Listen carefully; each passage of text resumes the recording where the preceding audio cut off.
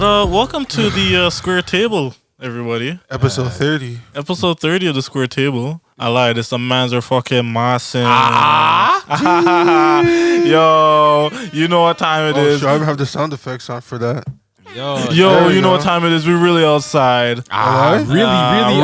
Really. I'm fully Pfizered out, bro. Pfizer father. Get with me. No Vax gang.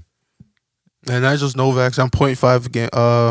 You're 0.3. Nice that. What do you mean? The first one's 0.3. The second one's 0.7. Say a word. So I'm gonna get bodied. So on you the didn't even second read the paper that they gave you. I When didn't they read the injected you, paper. Holy, you're crazy. I just took it. What paper? the vaccination paper. Yo, I just popped the needle. I just popped the needle and didn't even check the ingredients of what went into them. Nope. I already did my research at home. I was like, I'm good. You don't even know what's in the vaccine, the man. Nobody's got you more than Allstate's got you, man. All right, yeah, I hear you. You're talking pure facts. I'm telling you, man. Come on. Why would they give you some fucked up shit? You know what I mean? Come on. I'm not saying that's sheep mentality. All right, yeah. I'm off the topic of vaccines. So we don't have to get into that today. Still, I feel like that's an everyday COVID. But yo, I'm double dosed out, man. You know what it is, man. I just woke up today and walked into Shoppers and said, "Give me that Pfizer." And I said, "Oh, we usually don't do this."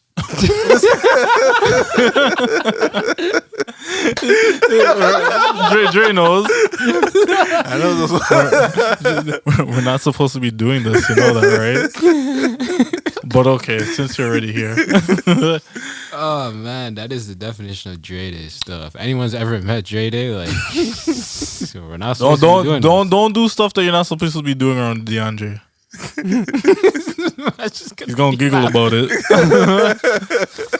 and remind you that you're not supposed to do it. Yeah, just give you that reminder. I'm not gonna stop you, but I was like, yo, just put it out there in the air, guys. This is illegal, but carry on.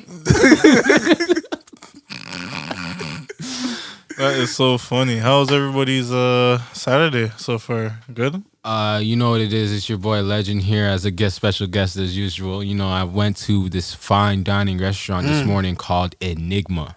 It's located in fine dining restaurant this morning. Yeah. Wow, Mr. Big Shot. I'm not even that big Who's of a really shot. outside, huh? Yeah, I told you we really outside. So Unvaxxed. Unvaxxed, you know what I'm saying? I just got to be out here, experiencing. I'm 26, bro. So, I just wanted to have a fine dining experience on a patio. But I will say that I feel like I made an observation.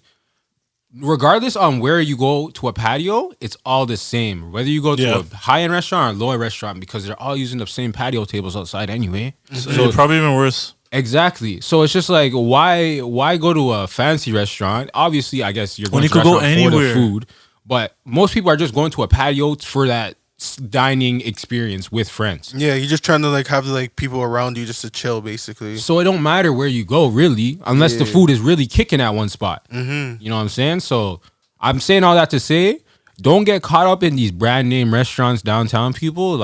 Use your head. If you're going to be sitting on the same patio as the next man down the street that's sitting at, I'm not going to use this. I'm not going to say this place, but maybe warehouse. Don't page him. Just, you got to rate him. I'm not going to lie. I'm not sitting outside of warehouse. But I'm not sitting outside of warehouse either, but I couldn't think of another restaurant at the moment. Yeah. No, I feel you, but that just actually reminded me that I wouldn't sit outside of warehouse. Yeah. You know? There's so many places doing it. That's what I'm saying. Queen Street is littered with that, bro. They cut off so much lanes. Queen Street, King Street, all them joints. Also, I want to make I just want to talk to the city of Toronto for a sec. Let them know. On weekends, when you guys close Lakeshore, can you send out a text message to the masses of Toronto? Can you send it out like an emergency alert for the Amber Alert? Yeah, I was going to say an emergency alert. You know what I'm saying? Because when I pull up to downtown and I say I want to hey, I'm going to be downtown at 12:15, and I pull up on Lakeshore and I see a backup of traffic, I'm like, yo, wagwan here. Can we get the heads up some way? Well, I'll pay for the notifications if you guys just send it to me. Well, I won't pay for it actually, but I'll give them that option. But don't you know that you should have been checking CP24 in the morning where they report that? Yo, Nah. No, I hear you. I'm just laughing. No, I actually do feel you though, because it's like That's like a that's major a good thing. that's a good idea, and like it's like they rely on you to kind of just check the news Yeah. to see that. It was like, yo, what? By the time I saw it, it's funny. By the time I saw it, I was on the Gardner, and you know when you take the 427 off and then onto the Gardner, like that ramp, and then you see the first sign. It said, Lakeshore exit 146 is closed. I'm like, oh, okay, it's off. You know, and by the time I get to 146, I hit a wall of traffic because not only 146 is closed, but Jameson is closed too. So the only Oh my place gosh, okay. only place you could exit was Spadina. Swiss Spadina. Yeah. Oy. Yeah. So it was a All that shit for the show. bike shit, right? All that for the bikes, man. I'm all here for activity. Hey, listen here, you fucking bike people, man. Y'all need to get that shit over with, man. Get a fucking car, man. Oh shit. For real. Okay, yeah. I mean, like, yo, in Toronto though, I can't front. I would be a bike man because those guys are ruthless. It makes more sense, yo, because like he can cut through everything faster. Yeah. Bro, cop a little scooter and cut through traffic, bro. I like, look at Vespa. Yo, bike mans are actually like 2D whenever you drive. yeah. I can't. Am I lie. lying? They're like Paper Mario. Yo, You can stay on the road with you know? fam, it's either this guy's a fucking human going like faster in like 2D or sideways and you just see somebody just fly by, bro. Yeah. Like, I hate completely. bike people so much. Not the people, but As a driver, I get it. as a driver, I hate you bike niggas, man. I get it completely. Yo, Yo, some of you niggas drive or ride like you want to be a car, but you trying to You move like a pedestrian. you trying to move like a pedestrian. they pick and choose still because more times when you're driving in the road and then they have to cross the street this way, they're like, I'm a pedestrian now. Still. Yeah, now I'm right? a pedestrian. Yeah. I'm gonna cross. Bye. Or Oh, man. yo, I'm gonna just take up this little bit of the lane, you know. Yo, because- that cheeses yo, me. it cheeses me because I already know that You don't want to hit them. I know I'm not gonna hit No, them. I know, but it's just more of like it's annoying when like they're riding their bike and it's taking up a piece of the lane, so now you gotta drift off. No, I know I could avoid that. I could stay in the lane. I know the size of my car and where they're trying to do, but other people can't do it. Other people who aren't as experienced and don't know the size of their car are like, oh my gosh, I'm gonna fucking hit this guy. Now let me either go slow or try to cut lanes and then block off traffic somewhere else. And now you got like this little congestion. Did I say digestion? Yeah. Food high. Don't kill me. But you got some congestion going on now. And it's like, yo, all this because a bike man said, yo, I don't want to really ride too close to the side of like a wall or a parked car. Honestly, I do think the solution is just having bike lanes, but yo, the city just isn't built for bike lanes, you know what I mean? Yeah. I mean, in the future, or in places that are developing, for sure, I think bike lanes should be like an accommodation. Like, yo, this place is probably gonna be pretty popular and look nice and pretty. Yo, let's just expand the road and like put a fucking bike lane here. Yeah. I think. Sorry to cut you off. But I think we need to. Elon Musk has said this before, and I've always like agreed with him when he said this. But I think we need to change the concept of road themselves, because we always it's kind of like you said. We always viewed it as a 2D thing. Like we all drive on the same level for the most part. We all drive on the same level and the same in the same direction. So like multi layers. Exactly. I think the biggest thing to me would be like to move trucks like either down or up. I think know you should what go I'm saying? down, bro. Yeah, down, like where they're underground, not- like an underground network of trucks. That is the most. Super efficient way ever. Yeah, that's what I think most cities should do. Yeah, that should be like the future wave. Because like it's annoying seeing them on the highway, like when you're just driving with like regular cars. Like they should just have their own little highway, their own roads, and you don't have to deal with it, yo. But you know what it is? I feel like truck drivers, I will say, because my dad used to be a truck driver, and for the most part, from what I've noticed at least, most of them actually do drive within like how they're supposed to drive. Like most of them never enter the left lane and shit. Most of them keep at a certain distance or go at a certain speed, considering whatever they're bringing. But a lot of times, it's really like the other drivers that like kind of be fucking shit up. But in an effort to kind of get them in their own space, building a system where they could drive underground or even just above just all the bullshit. Yeah, Either or. is pretty efficient because that's like a modern day like railway system. You know how like exactly. you know what I mean? Like Because the railway can only whatever is on the railway already can only be transported. Like exactly. you can't really pick up stuff along the way. Exactly. You can drop off stuff, yeah, but like once it's loaded at the start, it's dropping off all the rest of the stuff. Yeah, like one major highway just to be like, yo, this going here, and it branches off to wherever destinations, and then, I mean, I could see that. I think it's just a matter of how they take innovation. I remember, either I'm pretty sure it's Japan, but they made this kind of like new train bus kind of thing where it basically would be elevated above the road, right? But cars could drive underneath it. So like it could stop and everything.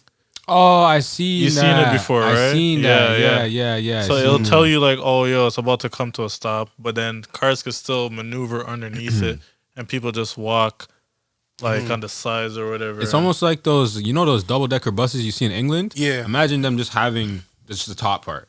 You know. That's sick. Yeah, just having the top part and the bottom part's like hollow, so cars can just run underneath it. Yeah. So they're trying to develop that, and that makes so much sense. That's kind of like a concept of the whole height situation, right? Yeah.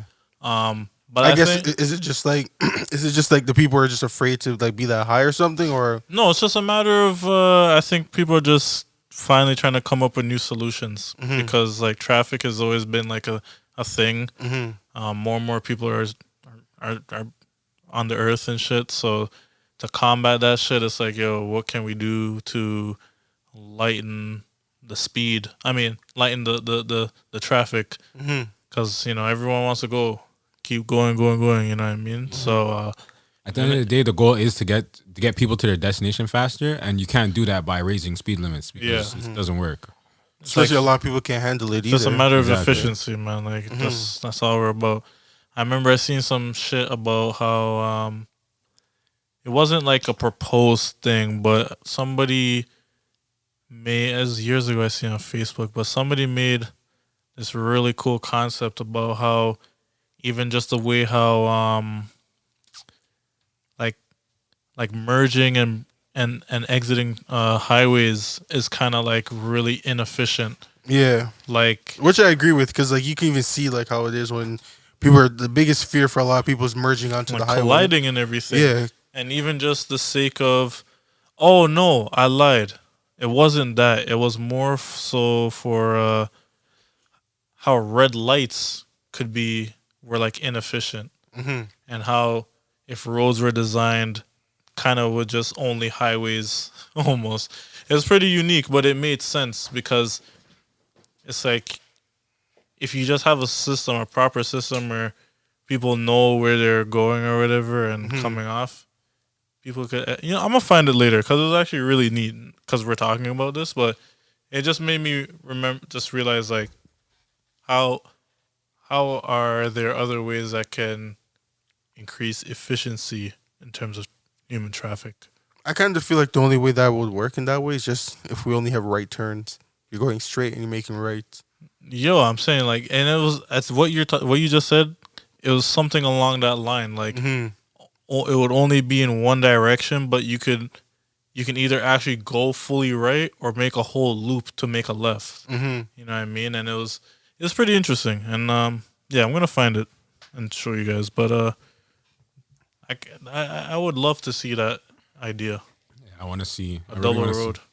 I want to see just roads redesigned, man. Because we're innovating cars so much now that it's kind of doing it without innovating all the stuff around it. Facts. You know?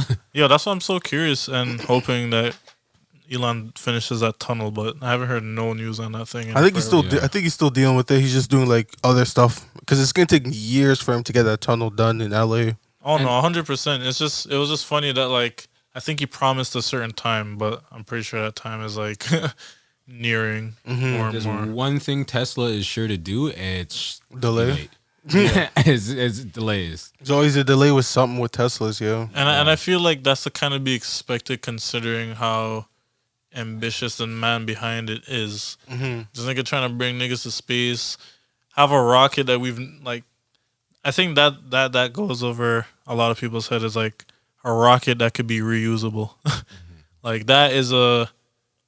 I think that probably is Saves a lot of resources. that, and it's just a super historic moment where like I think a lot of people are, you definitely see it in a textbook sometime in the future, like the first ever reusable rocket, like that. I mean, on a technological scale and all that shit, like that's a big feat. And he's doing that, and for him to, make these tunnels and shit and everything, and have a car brand that's doing as like crazy and because so much success as it is. It basically came out of nowhere too. That's the crazy thing about it. Because it's like when Tesla came through, I remember like everyone's like, "Yo, what's Tesla?" And other than just like, "Yo, it's an electric car." You know what I mean? Now it's actually like 4 or 5 different like models, like sedans, and then you have a bunch of different SUVs and stuff like that. It's like they have options now, and like the fact that like he's doing all this like stuff that he's doing, like I would say on Earth, like LA, doing the tunnels and everything. They said he's trying to get into like the restaurant business now with Tesla. I want to know he's already he's already in the house business kind of, where like if they buy like the certain Tesla battery, you could like power this like a house for like forever. Yeah, I like also some people like I heard right now like it's a thing where people invest in it. It's not even like a fully like it's like it's not a thing yet, like an actual physical thing. Yeah. It's just basically he's still trying to get the numbers and everything right. It's almost like it's in beta or some shit. I think he was smart in the sense where he kind of took the Apple model of like, hey, I need to create an ecosystem first of all, so that people will have a product to fall in love with. But also I just feel like he actually showed people that it could be done. Like when he did the tunnel thing, he showed us the car going through the tunnel. When he did the solar roof thing, like he showed us, like he's really showing us these things. He's like, yo, this can be done. I just need time to produce it for the rest of you guys. You know? Yeah, it's really funny that you say that because he also encourages everyone else to kind of do it. And everyone, he wants people to be better than him. Yeah, like, I think that's the kind of scary, funny part is that like eventually I feel like you're gonna have a lot of people like manufacturers and shit kind of drop out of the race or really try to innovate. Like if I'm not relying to you, man, I feel like Honda could definitely just come out of the gate out of nowhere with this shit. With the electric cars? Well, just being one of those companies that want to start doing everything like the Apple model. Because they kind of already have their hands in like robotics and all these other things, but not to the degree of like cars and vehicles.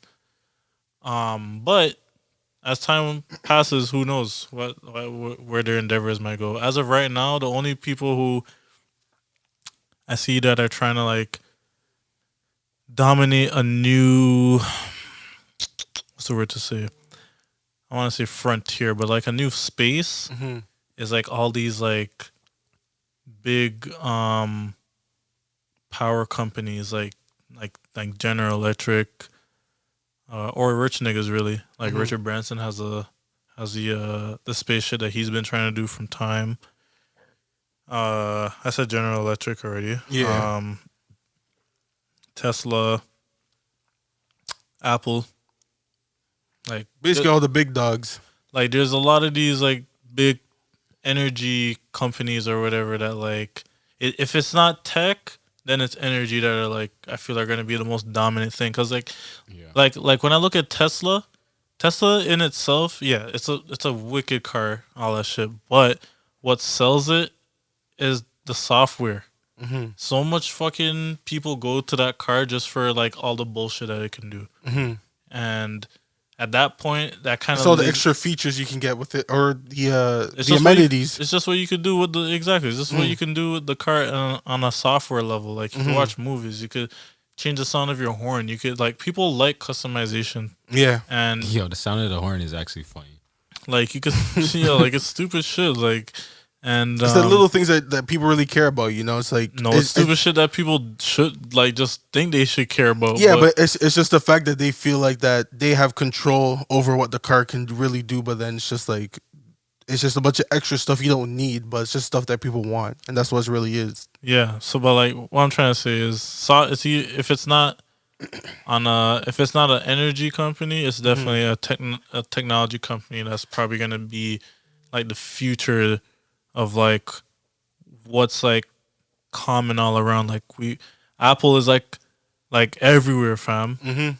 All of us here have Tesla's Apple. about to be a next thing, you know what I mean? And it's just a matter of who else wants to fill those kind of gaps. Because right now, it's like Tesla is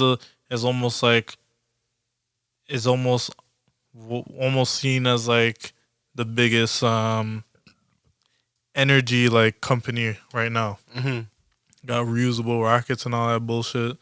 Having cars that do stupid amount of Does the like, driving for you, times basically. and- I mean, they're lucky because they're combining technology with energy and everything. So it's like that's like best of both worlds. So it's just a matter of who else wants to do that shit. Apple wants to make Apple cars, so it's like they're getting into that energy shit too. Yeah, It's almost like those movies where, like how they would say, like everyone's like for example, Apple Home, where it's like everything's all Apple.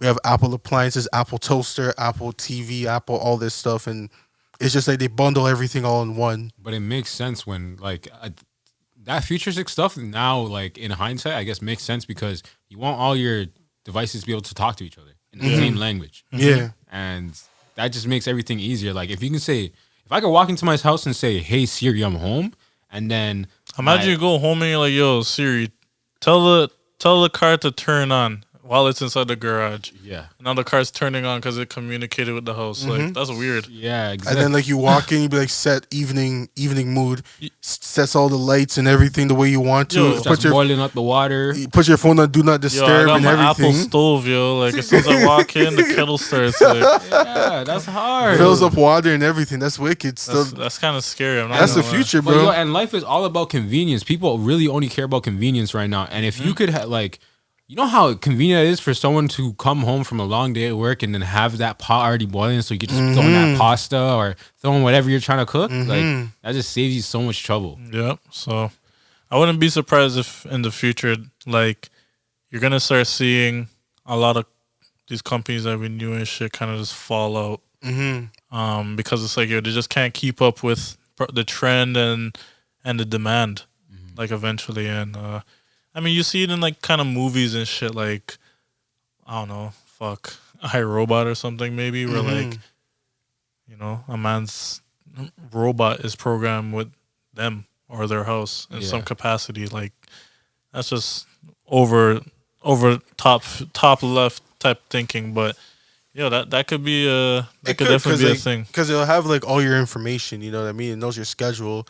It knows like probably even up to the part like how frequent you take a shit throughout the day. You know what I mean? Man, an I Apple think toilet that's- would be crazy. But I think that's why like companies like Apple are establishing such strict privacy laws right now, because Shout out to them for that, yo. they know what it's leading to. You know what I'm saying? Yeah. Like if Siri knows all your movements in a day and like who you contact, like they know. Obviously, Apple knows a lot, but they say that like they're not going to share with the governments. They don't want to lock your phone. You know, Like we even seen it where like in certain things in the news where Apple's like, yeah, like it doesn't matter if this person's a terrorist, we can't do it. yeah, we can't unlock your phone. That was a crazy thing. That was actually a big thing when they did I that. respect it. Yeah, I mean, I was like, respect it. that I think after that made everyone like really trust them. Yeah.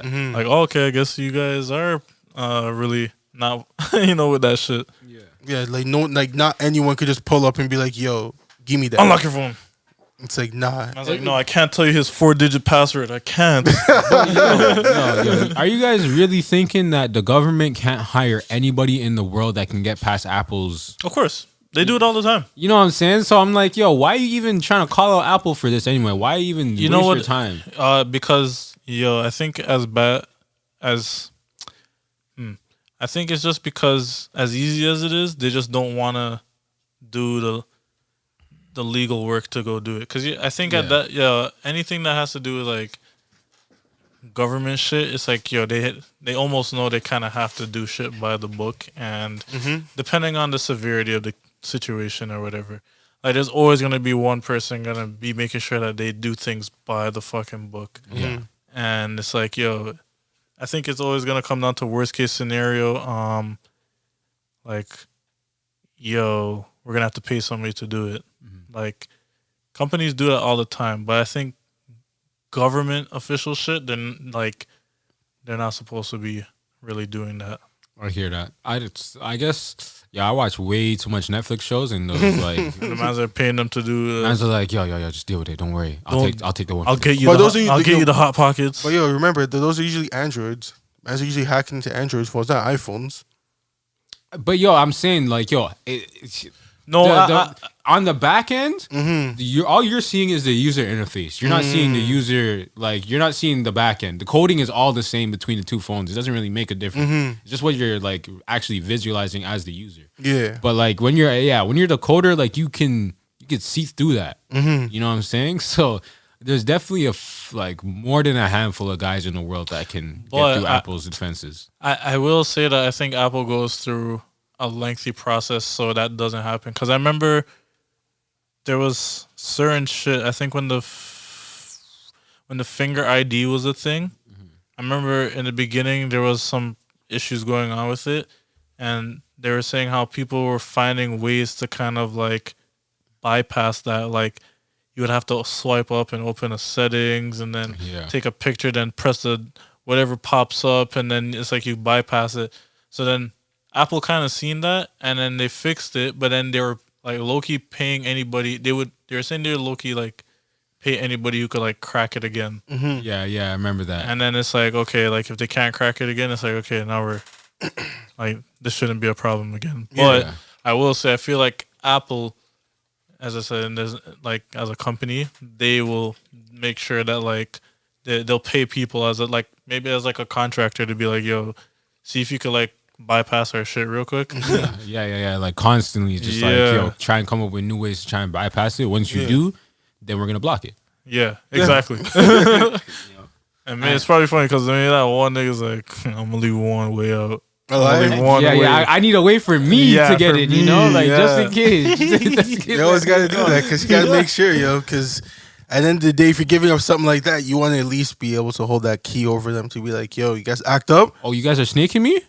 Oh, okay. Watch me type in this 4-digit password. Having 4-digit password, it's like, yo, if I don't check in every day, this thing's about to set off a doomsday for you guys. Shit's about to get wiped. A lie? But that's gonna end up being the future, man, because it's all about being like all of it being convenient. You know what I mean? Like, it's like even looking like Apple One. Everything's just all in one for you. It's like, yo, why do I need to just pay for a bunch of different subscriptions instead of just like, oh shit, we get Apple TV. I lie. Yeah. There's nothing popping on Apple TV though. Because nobody told you nothing's popping. You need people to tell you that something's popping. I looked at it. Nah, you ain't watching no shows on there. I ain't watched the show. Okay, exactly. But I scrolled through it. Nobody told you nothing's popping on Apple TV. None's popping. But go find a show and put All Man's on. We'll see. Cause yo, I know there's one show at least on Apple TV that's popping. Are you sure it's not on something else too? Is Apple TV streaming service? Yes. So they commission their own shows and shit? Yeah. Is there? Because they also got the Apple TV like casting thing. I'm over that, man. I'm over it. Over what? All these streaming services. Everyone's on it. Yo, I'm not gonna lie to you. Cable was kind of like jumping into that. Like cable, bro, we're back to cable. No, it's like we're back to it. Like streaming was supposed to take that all away from me. Like, like make my life easier. And I was like, I'm fucking looking at packages all over again. Oh yeah, you are right. Yeah, I get you still because at the end of cable's life, well, it's not dead completely now, but now it's all about like buying the sports package or the entertainment package. Yeah, and it was like that in like 2013 from what I last remember. Like, they were really trying like, yo, listen, man, you gotta upgrade to a provider at some point because this basic cable not gonna be here. And okay, you're on our package thing, yo, so take this in. We could give you more channels if you pay a little extra. Comes with this sports package. Oh, you don't like sports? How about you like documentaries and hell shit? Comes with this package for your kids and you. Boom, boom, boom. And I was like, oh shit, who the fuck picks packages anyways? Because apparently it's like, yo, if you pick one, you can't get the other. Like you had to take one. Yeah. And I was like, streaming services became a gateway to just get away from all that bullshit. And then all of a sudden now everyone wants to fucking stream shit. You got options. Yo, I hate every company wants rights to their own shows. That's the problem. Yo, everyone's seeing how fucking Netflix be making bank off of their own products and shit. Which they weren't. But yeah, continue. But everyone was like, yo, look how Apple's fucking up. Like, let's remodel the thing, blah, blah. Why the fuck does Funimation have their own streaming service? I hear that. You know what bro. I mean? I can't even lie. I hear that. And I actually called this guy the other day about Crave because I was at somebody's house and they threw on Crave and I'm like, oh, you get HBO with Crave. Bro, Crave. Yeah, Crave is the wicked. I think we talked about this before. Crave is the best streaming out of the best streaming service out of all of them. Yeah. And we're lucky because we're Canadian. And because Crave bundles up the best. Like 5 American channels. Yeah. Yeah. And then now it's on you if you want to pay through it through Crave, and that's it. Yeah. Honestly, I'm so happy that the HBO thing. Actually, I think I did pay for HBO, but that HBO add-on was it's worth it. Worth it. Yeah.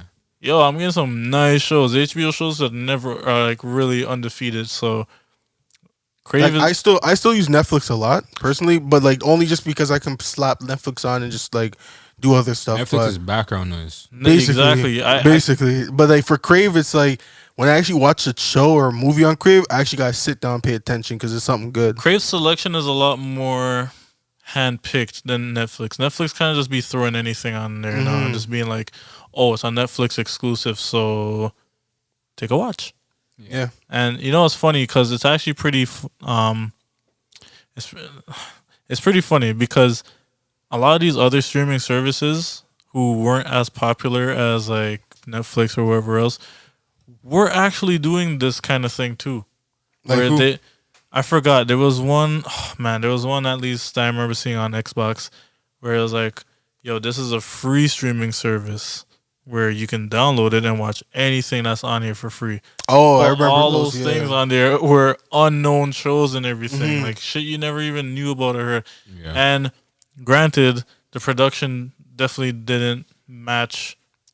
Like I mean, like you get what you pay, right? Yeah. It was So- up to par.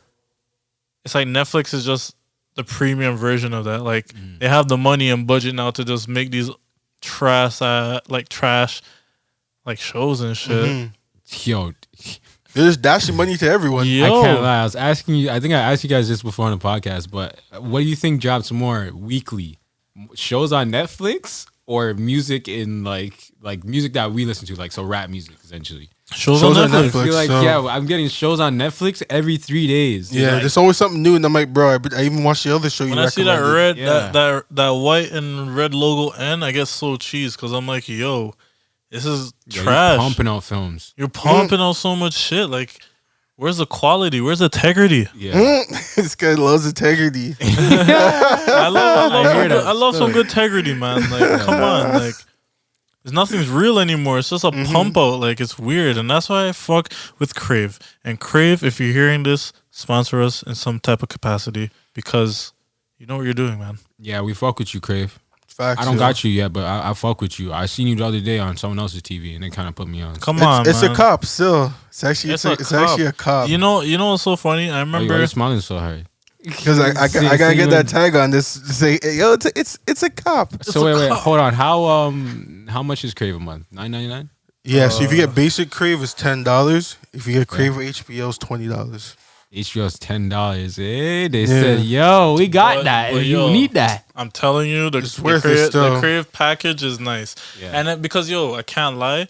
When you already get the Crave thing already, they already have, like, certain channels or, like, networks already on it. Like, Yeah. I I think they're like TBS, didn't they? don't remember. I think FX is on there. Maybe. FX. But they have Comedy Central shows on there. Yeah. Like, yo, I was going to say, I remember when that whole shit with Dave Chappelle complaining about how, like, why is his shows going up on Netflix and, Yeah, and all that Crave. bullshit. Like, it was on those, like, streaming services, but he's not getting paid. yeah. Wow. But it was funny because I'm like, yo, Crave already has the Chappelle show. Like, I just finished all the seasons already. Yeah. And it just made me think that, oh, it made me kind of understand like how they kind of get their shit. It's like they go through the networks, not through the actual like people. Yeah, it's usually the like network. that. The network owns the show, I guess. Right. So Yeah. I'm like, there's a lot of Comedy Central shows on there. I'm like, oh, it dawned on me after I seen all that shit. I like, they probably just go to the network who owns whatever, and then they do whatever they gotta do just to make that shit work. But Yeah, unless if the person owns it, like if Dave Chappelle actually owned Chappelle shows and everything, then they would go through him. But other than that, like it's always going to be the network, and I'm pretty sure they do some kind of deal where they get a bundle of like, we're gonna take like 20 of your shows and we'll pay this much or however streaming services work. I don't know how that back end stuff works with how they get shows and everything. Fact, I hear you. Like, I mean, I guess I was kind of like happy when I seen like shows like South Park and just these other shows that I like I've seen at home here. Like like we were getting some Much Music shows and shit. Shows that I haven't even seen on TV before, like the 2 Chainz show, The Most Expensivest Shit. That's on Crave. Yeah, Wow. So that was my morning show. I gotta wake up in the morning and eat breakfast and be like, yo, this is so funny. Like, but yeah, like Crave has a beautiful selection. I will say that what they can do better is just refresh the movies a little more often. I feel like it's just adding more of a catalog, like to the catalog. Mostly. Yeah, or even adding more to their catalogs, because like you go to like the horror section or some shit and you only get a handful, in compared to like a different like out of the action selection. But like, there's definitely a lot more movies out there and shit. But I guess, however they handle it, they handle it. But they have been pretty good at with everything else. I mean, like when the Justice League movie dropped, it was dropped. It was there first. It was there the first day. Oh wow. Yeah, so I was like, oh shit, It's like still on there. yeah. I still haven't watched it still. Yo, it's worth the 4 hours still. Oh, leave 4 hours. That's what I'm saying. It's worth it still. I don't know if you're a man to watch like Lord of the Rings, Harry Potter, and stuff like that. I watched Harry Potter. I didn't watch The Hobbit or Lord of the Rings. Hobbit, you don't need to watch. The Hobbits are trash. Like I don't know if the movie's trash, but I just think Hobbits are trash. Is Lord of the Rings not extension of The Hobbit? Yeah. Well, it's more of like the Hobbits. I guess the Hobbits is just more like the background of the Hobbits, where they came from and their origins and stuff like that. So but you didn't fuck with that, eh? I don't mess with Hobbits still. I don't like the Hobbits. So he just don't like them as a people, as a race. Yeah. You're racist. Facts, I say he doesn't like Dobby, dog. Yeah, bro. I'm a racist to the Hobbits, bro. You're fucking racist, bro. That's fucked up. Yo, it is what it is. I just don't get it, bro. I mean, like, yo, I guess Harry Potter is Disney. Nah. Yeah. I don't think so. Is it? So what streaming service is it on? Disney Plus. It's on Disney Plus. Is it? I even know that. It's definitely not on Netflix. No, it's not on Netflix, but It's definitely not on Amazon. Netflix. I just thought it was just like, It's on Disney Plus. is it? All right, I gotta watch it there because Yeah, I was just thinking that because I'm just like, yeah, I haven't watched the Harry Potter thing in a while, but I only used to really watch it because Netflix would just put it in my face, you know? yeah, I remember that's when I was watching it. Just when it was on Netflix, but Yeah, I was happy that Netflix still kept Lord of the Rings, but nah, you should watch Justice League. Watch the newest one, the 4 hours. I don't have Crave, so if I can just swing me a login. Yo, mine's full. What do you mean it's full? Kind of like if they're good at that too. Yeah, They kind of they cap you. They cap you still. How do they cap you? They just can't. They'd be like, we've noticed that somebody else kind of shares the same thing. Or Yeah, like, another device is also there's on this account. already 5 devices here, and it's like, huh? Yeah. 5 people on your Crave?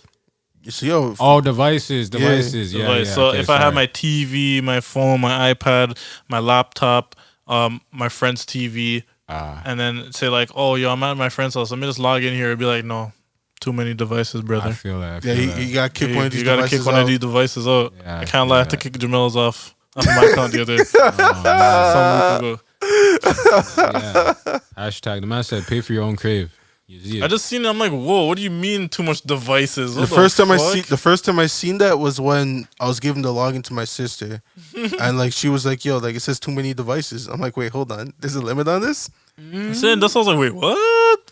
5 people is a lot though. But then that's what- No, it's not 5 people. It's just like 5 different Devices. devices. Like Yeah. an account. That's when you as the account holder have to make a decision. Am I gonna be selfish and leave my 2 devices logged in, as in my MacBook and my phone, or am I gonna allow a man to just use it because? Nah, I'm being a selfish nigga. I'm like, Exactly. I don't even blame you. I only got 1 space left on the account. Meanwhile, he has on his Xbox, his phone, and laptop. And so an that's 3 iPad. devices right there, gone.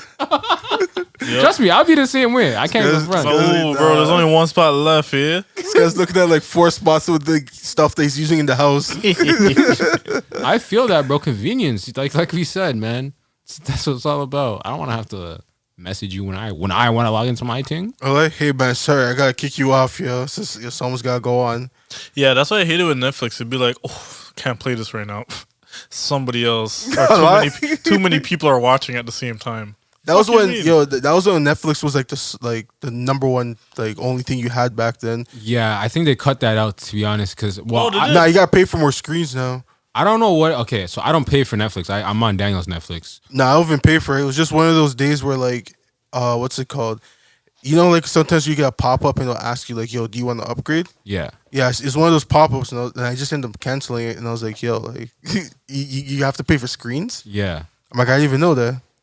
So like, yo, I don't even know that how much they charge for extra screens, but like I've only ever seen like there's 5 people on Daniel's Netflix, and I assume all 5 of us probably watch not at the exact same time, but like we watch all pretty frequently. So I was just kind of like curious as to how many you can actually watch it on, because I'm logged in on multiple devices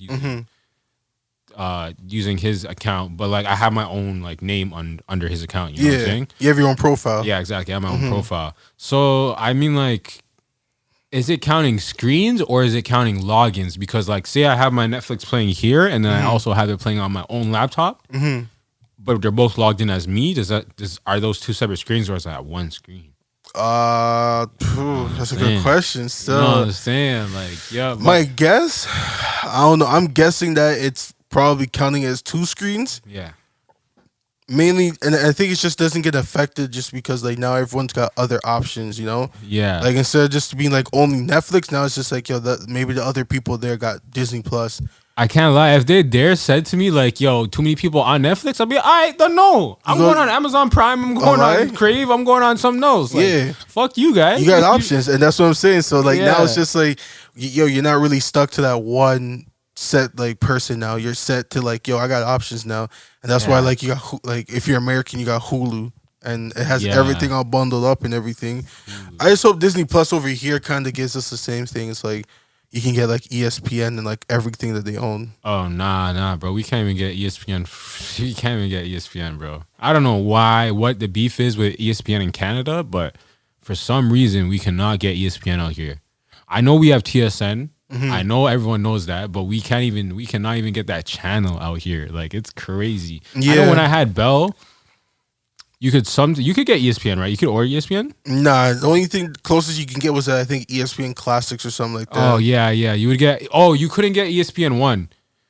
I think you can get like ESPN 3 and like those other like ESPN World and like, you know, That's trash. the spin-off ESPN channels. Yeah, it's like I don't want like the level 3. I want the level 1 guys. Yeah. So Like I don't these know. guys, like I want the A class guys. I don't know what the beef is between Canada and ESPN, but like let's patch that up because I would love to get some of their content out here. Like, what is First Take doesn't come on ESPN. That comes on. No, that comes on ESPN. Okay, so what does that show on out here? They showed on TSN. Like at the time that it actually plays, or I actually don't even know. Like I know that it comes on. Like usually when I see First Take pop up on TSN, it would be like 1 p.m. and I think First Take is at like 10 a.m. something like that. It's like a 3-hour show. Yeah, I guess like most people get that type of content in Canada on YouTube, but That's basically where I get it from, just YouTube. Yeah, and I guess like with the straying away from cable, like that led to like live events. I guess live TV events not being as impactful, but I feel like I'm trying to bring back that impactfulness because yo, when you would watch a show together, the only thing like we watch together nowadays is sports. Yeah. But like, if we could bring back those times where we would watch like TV events together, besides award shows, really, it would be it's such a like moment, especially on like with the it happened a lot in like 2012, 2013, 2014 with like the rise of social media and like the rise of like I guess reality shows and like live clips shows and stuff like that, yeah. and like as you said, streaming services now it's like you can watch it whenever you want to. Yeah, man. Streaming services changed the game. But I feel like streaming services at the same time they can implement a feature where it's like, yo, watch this live, like, like, yo, this is the premiere event. They don't do premieres on streaming services. That's the problem. It's just like, yo, this will be out on this date, but there's no push to watch it on this day. Watch it whenever the fuck you want because you pay $10 a month anyway. They need to start doing like, hey, like, yo, this is the watch party for this, or they need to even just add like, because you know how YouTube has when they have like a video premieres on YouTube, they'll have like the chat box on the side. Even before the video's out, they'll have a chat box and it's ready to go and like everyone can kind of. I didn't even know that Netflix did that. No, YouTube does. Oh, YouTube. Oh, yeah. I'm saying Oh, my Netflix bad. I has thought, to do that. Yeah. Yo, it's just because as you said, like they have an actual premiere option to like for their stuff, and yo, it's pretty sick when you look at it where they make it seem like a whole thing where it Like feels it's like you're like a actually live watching event. TV. You know what I mean? And that's the thing that YouTube got right. YouTube, like, I remember like when I was telling you that I got a YouTube Premium for the free month. Yeah. And I was like, yo, bro, I watch bare YouTube Yeah, because those ads are mad annoying. So I watch, ads are annoying as hell now. but like I watch bare YouTube, and even like posting the podcast where it's like you have premiere options, and it's like you can set a premiere where, as you said, like people can have a little chat box and be like, yo, I can't wait for this episode. Yo, this episode is gonna be like the funniest one, blah blah. Yeah. And then there's like even like a chat that they can have after it's been premiered and everything. Exactly. Yeah, and those chat boxes are jokes. Like as much as like I know man's well, okay, I'm not gonna speak for all men's in the world, but I know my man personally, we're not watching any basketball game unless we're watching it off one of those streaming sites. And every single one of those streaming sites has a chat box. And if you peep that chat box for a good 5 minutes, you'll catch a 1-2 jokes where you're just like, that'll make you chuckle. Yeah. You know what I'm saying? Like, I was just saying, like, funny. just like trolling in it is just funny. Yeah. Because like, there's always that one guy that's catching feelings off what people are saying. Yeah. Yeah, trust me. So I mean, like, we gotta bring back live events, man. We're on the tail end of COVID, so you really gotta bring back these events that are like bringing us all together, whether that's inside or outside. You know what I'm saying? Have you ever been to a drive-in movie? Yeah. What do you mean? I still have never been to one because like every time, like that's like basically what comes to mind for me when you're like, yo, we all sit down, we watch something premiere, and I'm like, yeah. just imagine just being like at like a drive-in movie and just seeing it there. But like, yo, like this guy had a big smile when he said he knows about like Wagwan. Yo, there's actually there's not that many drive-in theaters in the GTA. There's one I only know about the one in Oakville. Yeah, so that's the one I've been to. I've been to that one twice. First of all, I will say this: the you're going to a drive-in movie theater, so the most important thing that you have to get is the drive-in car. So if you don't have a car that is one, either a hatchback, two, a minivan, or three, a pickup truck, then you have the wrong car. I'm gonna just say that off rip. So the Civic's not dealing with it still. The Civic is not the whip for it because you're looking for because. Also, you got to realize this: the drive-in in Canada is only going to be open for like 4 months of the year. So you're only out there in the summer. You wanna be able to open up the top of the window, and you want to be able to lay down. Those are two very important things. Because when I went there, obviously I went in the Lancer, and I seen mans in the pickup trucks having a whole blanket set up in the back of the cab. So they have the pillows. And they have spliffs, they have alcohol, that whole back of the cab, mans are cool in there. Even in the minivan, it's the same way. You lift up the back trunk and you put down the seats and you just lay down the comforter. Yeah. And you're blessed. You know what I'm saying? I'm not saying you can't do it with a regular car, but the drive-in, when you have a pickup truck, a minivan, or anything that's a hatchback. That is the ideal way to do the drive-through or drive-in. The drive-in. It's about going to like drive-in movies and stuff like that. But that's also like it depends on what you're trying to do at the drive-in. Both times I went to the drive-in, I just went with a girl. So I was trying to Yo, the Matas. exactly. Yeah, I hear that. And I'm just trying to say, if you're trying to make yourself advantageous to dealing with the Matas, have the right vehicle. So you might as well rent a whip for that night. I'm not saying you have to go that far. Maybe your friend has a pickup truck. Maybe your friend has a minivan. Maybe Pickup truck for the drive-in. That's pretty cool. You know what I'm saying? That's The minivan seems like it's ideal. Too. also so. Everyone should know this part too. That driving over by Oakville, you can get like a bundle of movies. So like when you drive in, like they'll ask you if you want 2 movies or 1, and I mean like you could say 1 and you can just stay for the next movie. But they have 3 screens going at the same time. It's like this big triangular pyramid in the middle. Is a popcorn shop or whatever like in the middle of it all? Yeah, it's like it's behind on the screens. Exactly, Yeah.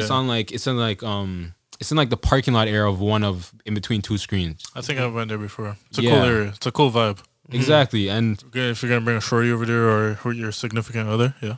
they do, and they also tell you like you can't bring in food or whatever, but like you're in your whip, fam. You can do whatever the fuck you want. That's what I'm You saying. can smoke, you can drink, you can do whatever you Yeah, want. because I was gonna say like, can you ball up and stuff in there? Of course. Of course. Hot box Oh, your whip man. from cotton and watch a movie. That's funny. Trust me, it's sick. Yeah, I remember Super sick. I watched Hereditary and a different movie that one night. Scary movies don't hit the same. They don't hit the same for sure, but Yeah. Oh yeah.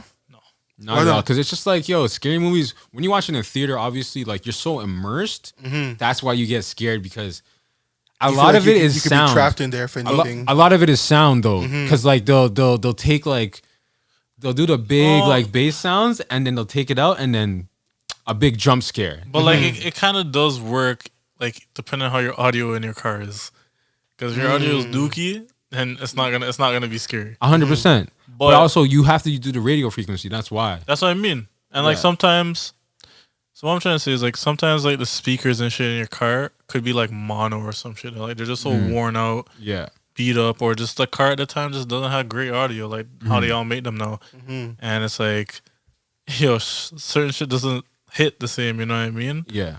And definitely another thing, because like you see other movies going on too, so you're kind of like, You get a bit not- distracted. yeah, you're like, oh, it's not that like scary. The scary factor just kind of just. I was can't up lie. That was actually one of the factors of it, because I was watching a scary movie. Like I was on the scary movie side, but I went to go get popcorn. So when I went to go to the popcorn side, they were playing Toy Story. and you're just watching. You're like, oh, I was like, oh, okay, Toy Story's looking kind of lit over here. yeah. Like, are they showing this again? I hope they show it after this movie. Yeah. And then you just go park up over there. Yo, it's fucking hilarious. Oh man. All right, yo. So let's jump into one of the topics that we got for this week. Yo, Bill Cosby is a free man. Oh, that's nasty, man. Yeah, that's real nasty. Super nasty. Do we know the details as to how he became a free man? So basically, from like the local research I did, basically what they're saying is that there was like some kind of like deal back in the, I forgot what year it was. I think they said maybe 2007, where basically they agreed that they promised basically not to charge him on this thing. Like they'll never be able to charge him on something like this again. Wait, who made that deal with him? It was basic. I think they were saying that the state Wow, made that that is deal with him. crazy. And then basically when he's been in jail and everything, his lawyer basically dug it up and found it. It's like, yo, Lawyers, man. you guys promised us that you'll never, like, because I think he got accused of it before. Of course. And that's basically when they came to like that agreement where they're like, yo, Back in the day, they're just like, yo, listen, you got booked, so I'll make something just so you don't get booked again. it's like it's basically what ended up happening. It's almost like Bill Cosby wrote on a piece of paper. They scribbled their signature on it. It's like, yo, don't worry about it. Anything that comes back up, yo, we'll deal with it. Yeah, it's kind of crazy. That's nasty, man.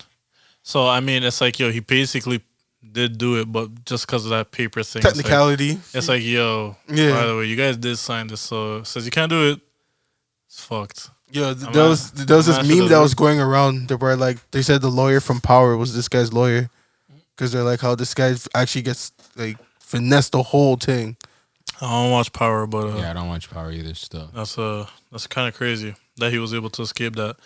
I did see that is the Power celebrity though. I know you seen that in the other meme where like when he was walking and he's like, I know what video it is though, but I seen the lady who played his wife on the Cosby Show. oh, she spoke out. Yeah, she's like, yo, truth is blah blah, and I just remember seeing that she blocked who could comment on it on Twitter. I'm not surprised. Like, yo, that's a crazy feature because to block people interacting with you on Twitter is pretty like Crucial. Pretty like not crucial, but like it says something. You know what I mean? Like it was just crazy that like she kind of just she knew that like defending him would definitely like stir up some backlash. It's a big backlash thing. It is. I mean, he's in a position now where like he can't.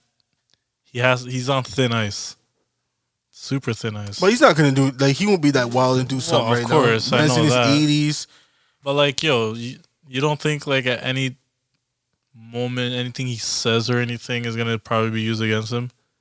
Nah, I don't think so. Not used against him, but like people are, like I don't think it's gonna make him still look bad. I don't think that there's anything he can really do and say that's gonna change like public perception.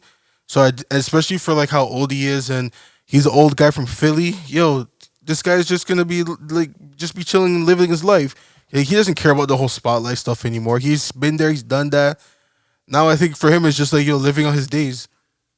I seen some shit about how before he went in he was supposed to run NBC or some bullshit like that.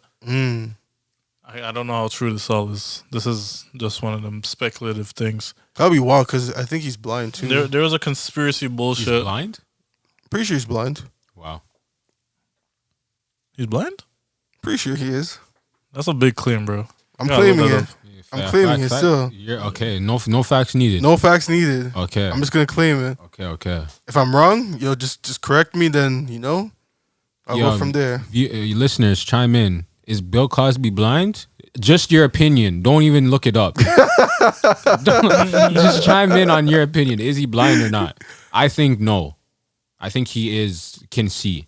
I think he could also see. He might be legally blind. So like he's blind but not really blind. What? You know those ones? Yeah. that was not a real thing when the man said POP. No, but like there's that was a girl, yeah. My bad, my queen. I apologize. I remember the first time I seen her. I was like, I'm like, he kind of sounds like a girl, and I'm like, oh, it is a girl. Yeah. But yeah, Bill Cosby does not need to be free. Where is he? Does anyone know where he's like staying? Like, is he going to like Cali or like probably just Philly? I think because that's where he's from. Why would he just go back there? You know what I'm saying? Like, he's still rich. He could go to the hills and just not see anybody. Yeah. Why the fuck am I going to Philly? Where I can get murked. Nah, no one's gonna touch him. No one's gonna touch Cosby. Nah. Philly niggas just love testing a black nigga. Nah, but they're not gonna touch Cosby, bro. Cosby is a household staple. Like somebody killing Cosby is like that. Somebody disrespecting like their mom or something. I'm not saying he's gonna get killed, but if I see Cosby on the road, I might rough him up a little bit. You're wild. From Philly. Nah, you just love you. Like it'll be one of those where people just look at him, it's like, oh look, it's Cosby. That nasty old nigga. Cosby, you nasty old nigga. Fuck you, Cosby, and after just keep walking. Like no. Fuck you, Cosby.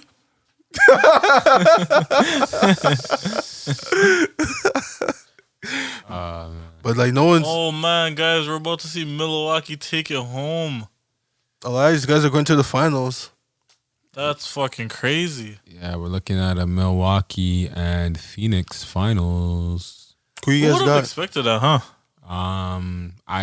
Right. Who would have expected that? Pheonix and Suns. That's such a weird finals thing. Like, yeah, that's more weird than when we made it to the finals. Nah. No. Hold on. It is more weird. It is more weird. Trust me, it's more but weird. I mean, more weird in the sense of like every other NBA fan thought it was weird that we were there. Like to me, this is this is how I feel. About seeing Milwaukee and Milwaukee and the Suns.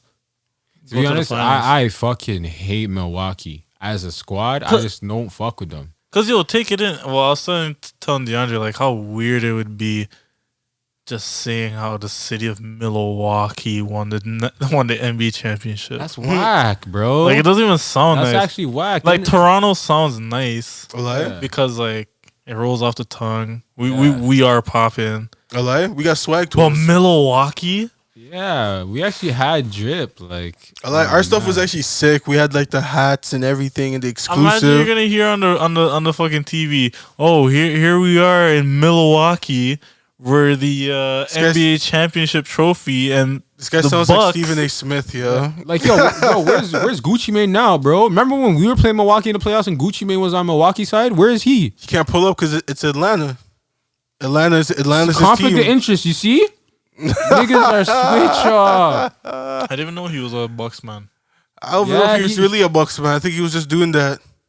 So how did he come to a Raptors game wearing a Bucks jersey? We won. Wait, he came to a Raptors game wearing a Bucks jersey. Drake let the man through the border and the man wore a Bucks jersey. That's distance still. Do you know what I'm saying? Yeah. But we won. That's all that matters. I mean, we won, but still that's wow, guys, they won. I still think I don't think, but I want the Suns to win the NBA Finals. Of course, because it sounds better. Yeah. Also, Devin Booker's saucier. Chris Paul deserves a ring, and it would just be nice to see a young that team is young over in Phoenix. It would be nice to see a young team win because a lot of time you see the young teams get close, like OKC when they were young. Like you see a lot of those guys get close, but they never actually really win it. Yeah, facts. I feel you. Like Raptors were a pretty young team. We were balanced, but we were pretty young. Like there was Norm was young at the time. Yeah, Norm was I think 24. Fred was 23. Siakam was 24. Yeah, being 24 and winning a ring is it's a different thing. Yeah, you remember at the parade, God tier, man. I can't lie. That's God feeling. Bro, I remember at the parade, bro. High. Yeah. Siakam had the ball at Ace of Spades just at the front of the bus, and this guy was just popping out his chest. You're he's on the Titanic, yo. Don't kill me. Yo, this guy was amped. I don't blame him because it's you're young. Yeah, you got a ring. Yo, no team can actually say anything to you. Yeah. Any team that bring talks to you, you can be yo, I'm a champion. You now have a minimum value to your NBA career. Minimum value for sure. Yeah. No one's paying you under a few mil. You're never gonna be the man that's making $900K. Yeah, because you're gonna be yo, we gotta sign this guy. Yo, this guy's a champion. Yeah. Yo, Trevor Ariza's the perfect example. Yeah, exactly. He win? He won with the Lakers, right? So, but even before. I felt like before he even won with the Lakers, he had a little bit of value. But yeah, after that championship, everyone's yo, he has that DNA with him. He played with Kobe. Yo, it's actually different. Was he part of the back-to-back? Nah, so he was there the first year when they made it to the finals and they lost. Yeah. And then he was there for the first chip, and then he felt nice, and then he got paid and cut. And then that's when our test came through. Yeah, man. So I remember man thought, yo, Ariza? Yo, this guy's the next guy. And this guy wasn't. Yo, this guy's the next guy. Do you guys think the I guess the typical teams not being in the finals is good for the NBA? It shakes shit up a bit. From I guess from a viewer standpoint. Yeah, because I think it lets casual fans know that there's hope. You know what I mean? Yeah. That sounds kind of weird, but it sounds weird as if it's a scripted show. Yeah. But it lets people know that I think teams are starting to look actually be championship teams. You know what I mean? You can actually build it without being a big market. Yeah, like that. Some teams, I think, people from Milwaukee don't have to worry about oh man, we can never win a chip. We can never win a chip because our city doesn't have enough money or whatever to there's so much fucking talented players now that it's you could really scoop up anybody and then go crazy with them if you have the right type of training and everything and support that they need and all that shit. So I I think it is cool seeing different teams because I remember back in the day it was kind of starting to get boring, like just seeing it was LeBron. Keep seeing LeBron and then Warriors. Yeah. It was like, oh man, this is taking years off my life just seeing this happen again. Like, you know what I mean? But you know what? The biggest thing though is like that's actually gonna be probably one of the biggest like things in history where people are gonna keep looking back and be like, yo, imagine how crazy it must have been living in the time where it was just like LeBron 2 teams going back to back. Yeah, just the same teams just showing up in the finals for basically 4 straight years. Yeah, people will wonder what that looks like, but then I feel like you're gonna have the one real nigga be like, that was probably annoying, having to do that every fucking year. So I think from my perspective of that is like, it's we kind of saw LeBron's dynasty grow with that. Like we just saw like LeBron as a human just. Every time he came back to the finals, it was like, yo, I'm writing a new chapter. Like, what will I do this time, guys? And like, before obviously the Lakers championship, the last time like he won the finals, it was crazy. He gave us the craziest finals I had ever seen.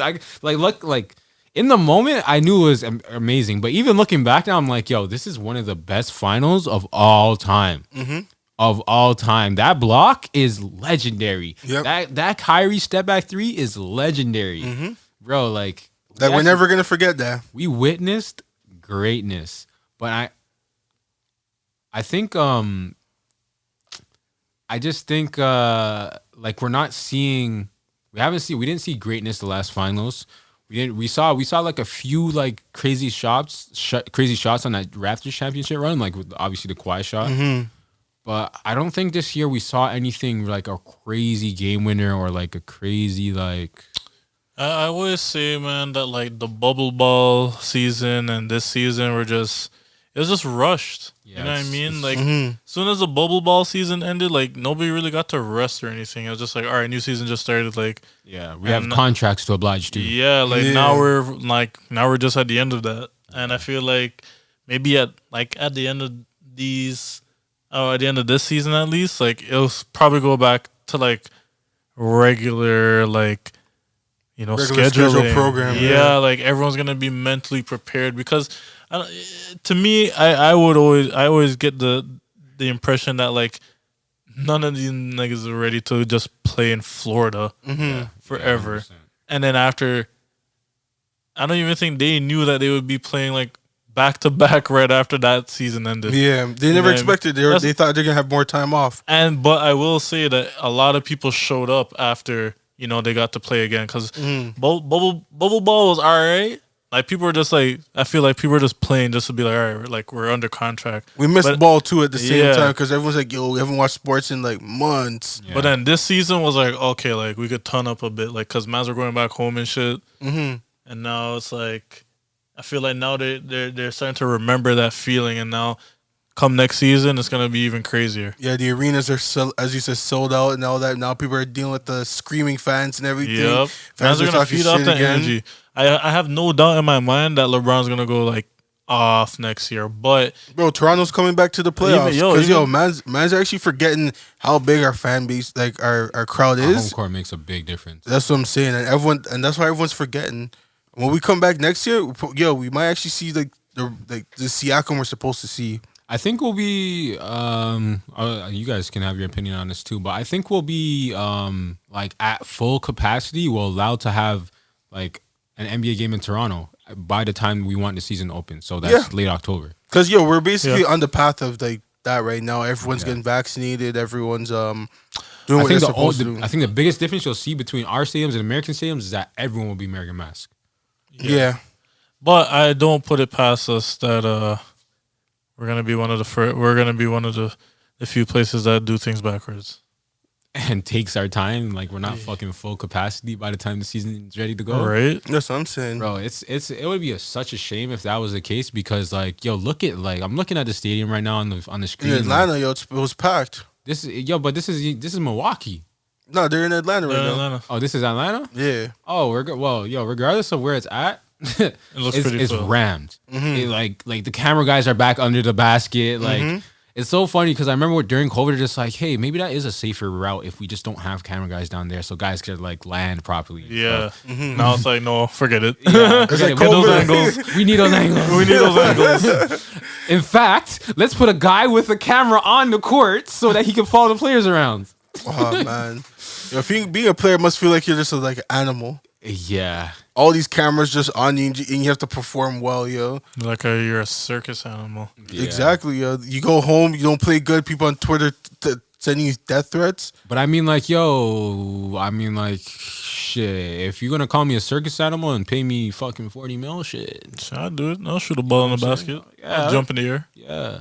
Go You to know the- what I'm saying? Go to the podium when you miss a game winner. Hey man, just Tell people how I felt after the that's game. how it is, yo. Or you could be like Scottie Pippen, just call your culture racist. Yeah. You don't even Why have, did you lose? Racism.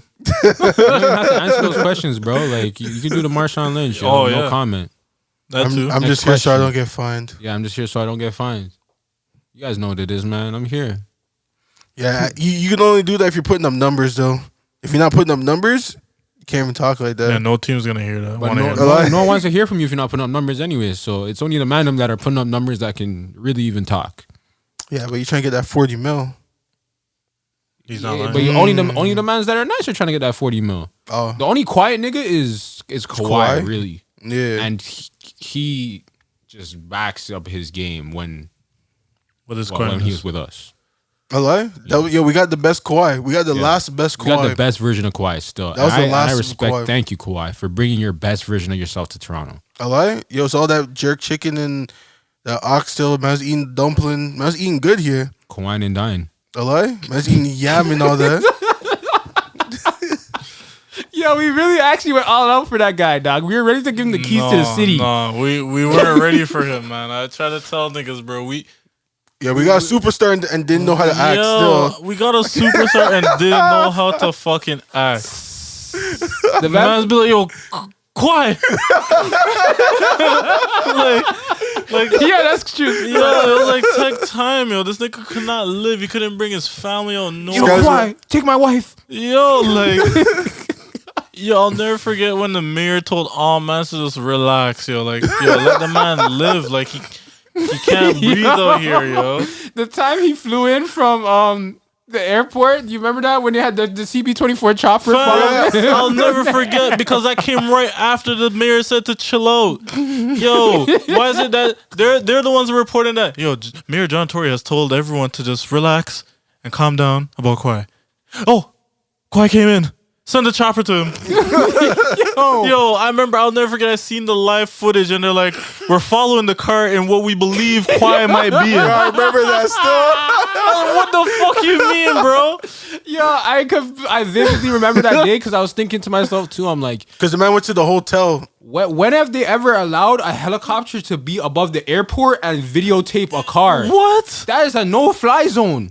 Fuck out of here with that. Fam, that shit was so wild. CP24 was doing it, yo. I can't imagine being quiet like fam. They're looking for me, like for what? I just want them to chip, bro. Like, man. nah, we didn't deserve quiet, man. We didn't deserve him. He was too. We didn't know how to act. The city didn't know how to act.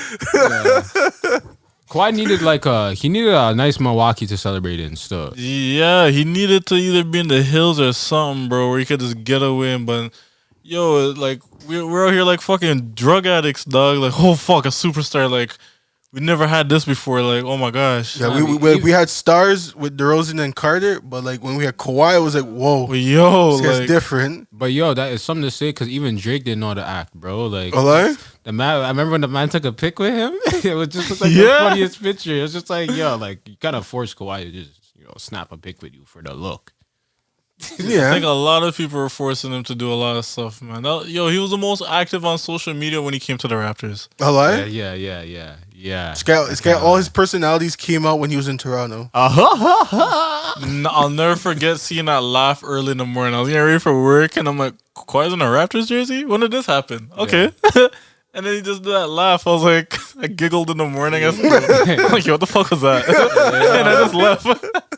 Yeah, And then he became a national fucking Northern Star after that. Bro, it took him like 4 games before mans were just like, yo, this guy has. Yo, I remember I was like, yo, I'm like, yo, we had DeRozan. What do you mean? Yeah. I'm like, DeRozan's that guy. Yeah. And then Kawhi came, and I was like, Yeah, he's different. Yo, Kawhi is different. Because, yo, DeRozan, man, yo, I guess just Raptors traditionally as a whole, you know, going into the fourth quarter Raptors, you don't know what you're getting. You don't know what you're getting. Yeah, until we had that season and you're just like, oh, we can give the ball to Kawhi?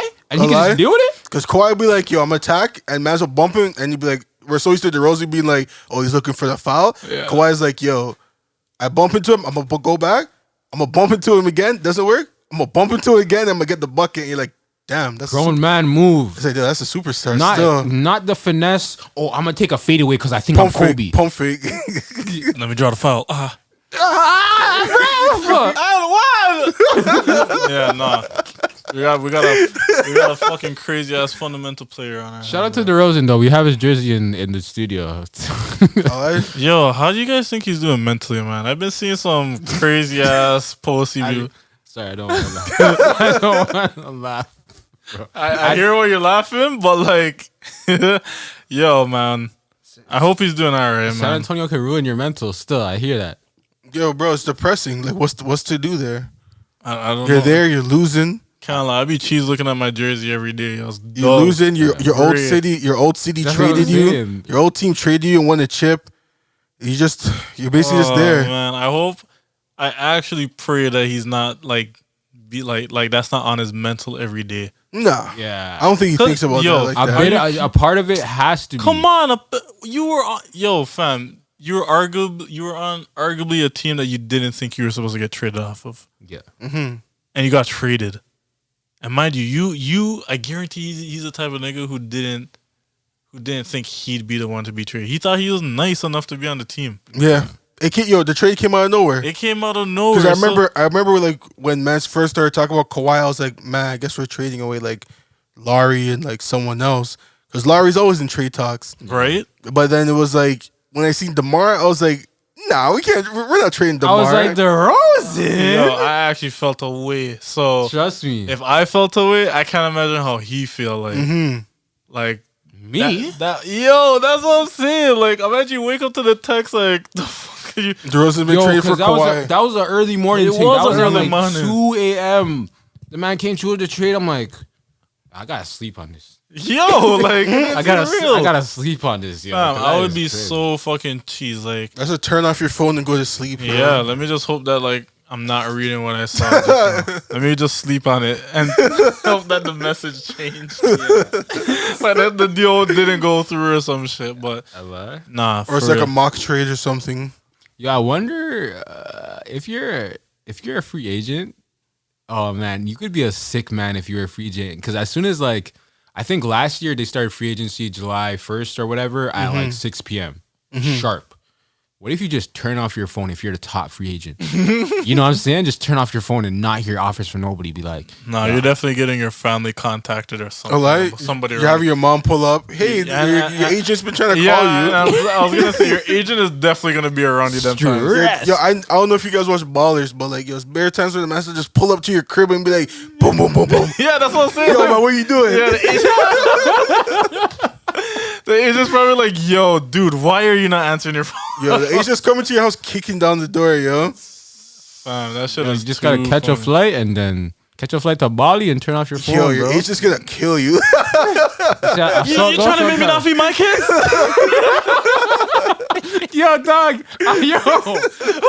Yo, I know you haven't played 2K like that before, but that's literally how they move in my career. Oh, word?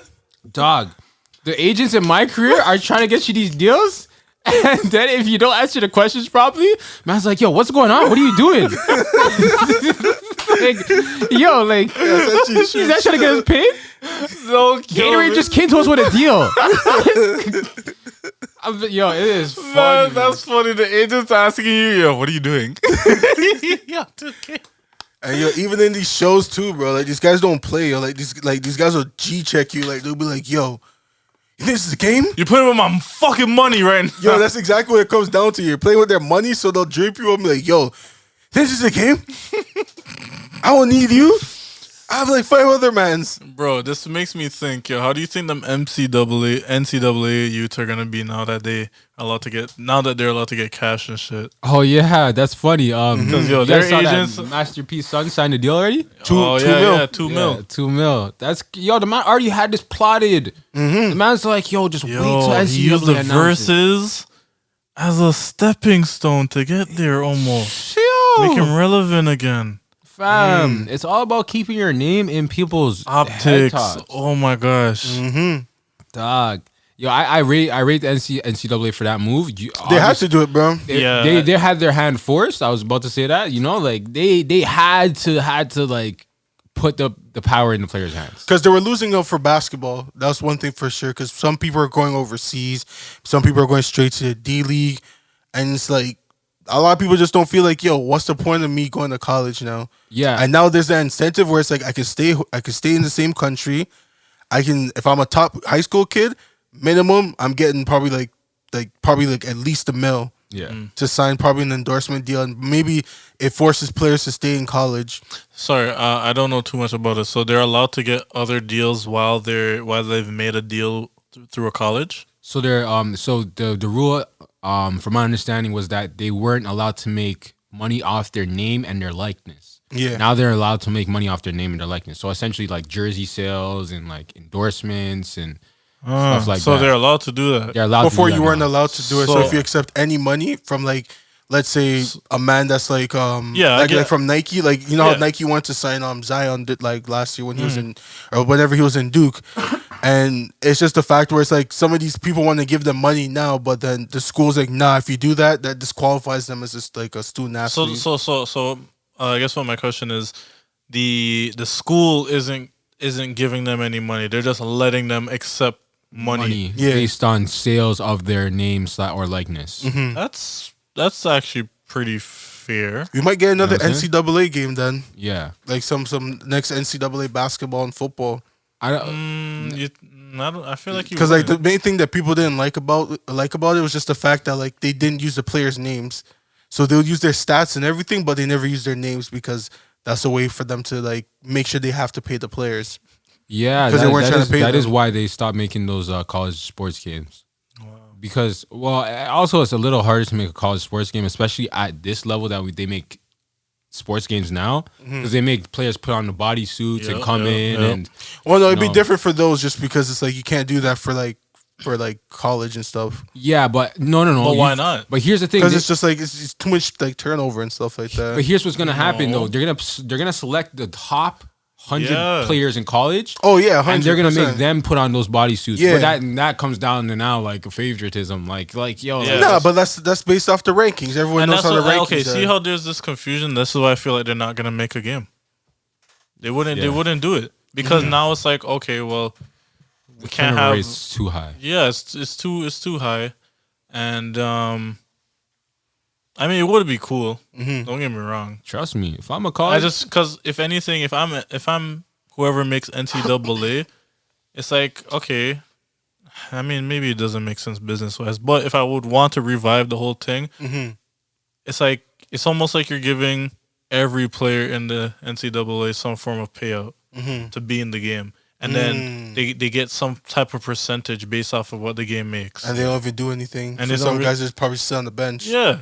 Like, so say, and I feel like they could even make it in a way where, let's just say, like the top players or whatever on the game are a lot more appealing, so that when players do play the game or whatever, and now if they really do fuck with the player in real life, and they buy shit for them, now that player is actually still getting money from it, and everyone still kind of makes money from the game sales. Yeah. That's what I think would work at least. I think it'll look a little bit different. I think you're like as a player, you're gonna set your price on your name and your likeness, and you're gonna sell the rights to your name and likeness to the company that wants to use it in the game, so that way your revenue is not gonna be dependent on sales. It's gonna be a set price based on your value. Yeah. But then that don't you think that would be too like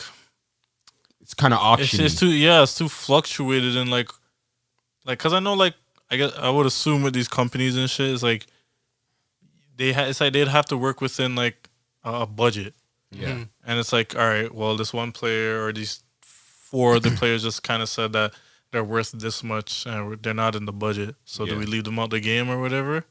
You leave the if they are actually like I guess top 10 players and they're saying like they're worth like 100,000 and say you have like $1 million budget, like obviously that's 1/10 of your budget on one player, but you're gonna take that one player if he's a top 10 player over 100 mediocre guys.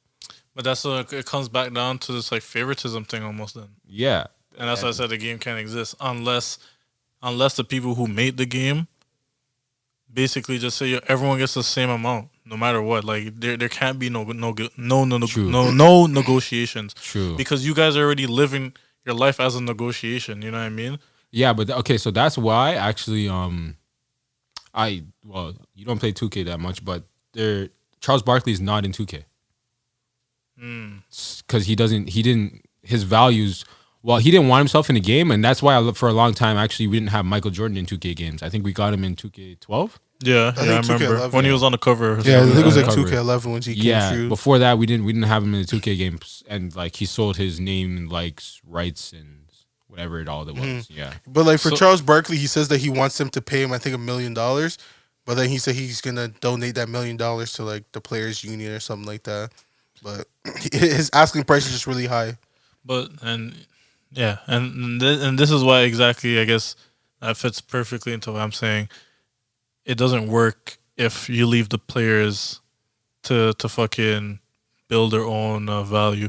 They're young niggas. Who's not gonna make themselves value that high? Mm-hmm. You know what I mean? Especially the niggas who are probably like second best. Yeah. They're like, oh, of course I'm better than the first nigga. Like that's young nigga energy, yo. Like that's facts. You think you're better than everyone? Yeah. So I think it wouldn't work if man just had the ability to set their own price. I hear you still. Now that you say that, like if you have a set price for everyone, it'll now come down to whether you want to be in it or not. Exactly. Whether you want to be in the game or not. Yeah, I get that. Because I'm pretty sure. Not saying this is how 2K does it, but I'm pretty sure this is how 2K surviving without Charles Barkley in it. Yeah. You know what I mean? It's like, okay, you don't want to be in it because you don't have literally every other NBA player in the game. You know, like everyone else said yes except for you, so you're missing out. Yeah, literally. So I feel like on a company standpoint, it's like that's where they would be building that that power position. Like they wouldn't want to be in a position where somebody else would like they want in their shit control how much they're forking over and shit, right? Yeah. So, but it would be interesting to see an NCAA game, and truly, yeah. I had one NCAA game. I didn't know what the fuck it was. I just played that shit, and I'm like, yeah, I like this team. It's fun. What they need to add in those NCAA games to make it really stand apart is the crowd authenticity. Oh, they have it for basketball. Like for NCAA basketball, the last one I remember playing, I think 2011. That's deep. That's it was deep still, and like the way that it was is like the way that your team is like you play like a certain tempo, and as you play that tempo, the crowd within the arena starts playing an impact on like the opposing team and stuff like that. No, but I mean like you know how they do like the certain chants for certain schools and stuff? Yeah, they do that. Okay, yeah, that's what I meant. As long as they're doing like that, because college chants and like just knowing what to do, how they're all in sync at the same time, it's actually kind of crazy because sometimes like you'll see it in basketball right now, especially when Giannis is at the line. Like they'll 1, 2, 3 every time he's at the line. And that's like some college basketball shit. Like they get in your skin like that, So I want to because as much as the player tries to ignore them, they're just like, yo, I want these guys to shut up, bro. I know Giannis cannot ignore that shit, bro. Yeah, the whole stadium going 1, 2, 3. It's already pressure on you. All right, you're already stressing out shooting these free throws. It's pressure on the ref too, low key, because the ref is like, "Yo, you guys are kind of fast, but The ref has to be like, "Yo, the timer says, yo, chill." You guys are kind of fast, but like you're throwing off my count a little bit. I'm about to call that early." A lie? But I read it because it kind of keeps mans in check. Yeah, and in a way, still. What do you mean? You think Giannis is gonna miss a free throw again after all Yo, he man's- airballed. He's been airballing free No, throws. I mean in the sense of like making the clock wind down. You know like what I mean? I don't know, man. Like in the NBA, they let certain things slide when you're a superstar. You know, like if you're Giannis, you get a couple seconds more at the free throw line. If you're LeBron, you get a little extra step and James Harden stuff. You know, there's like with a little extra shuffle sometimes. So, but main thing though, I'm just happy these NCAA players are getting paid. Facts. Mans are gonna start pulling up in Lambos and Beamers and all that stuff. Sorry, quick question then. Are football players getting the same deal? Yeah. Nice. Yeah, it's NCAA sports. So Oh, okay, basically, I'm all chopped. America, Oh, okay. all American sports. Nice. Because like a lot of these kids are getting poached already in high school, so it's like why not making these kids start getting paid while they're in high school? Yo, this is Who's getting paid in high school? No, but like a lot of these endorsement people want to pay these kids while they're in high school. Like Zion, I'm pretty sure Nike wanted to give this guy a deal from high school. of course.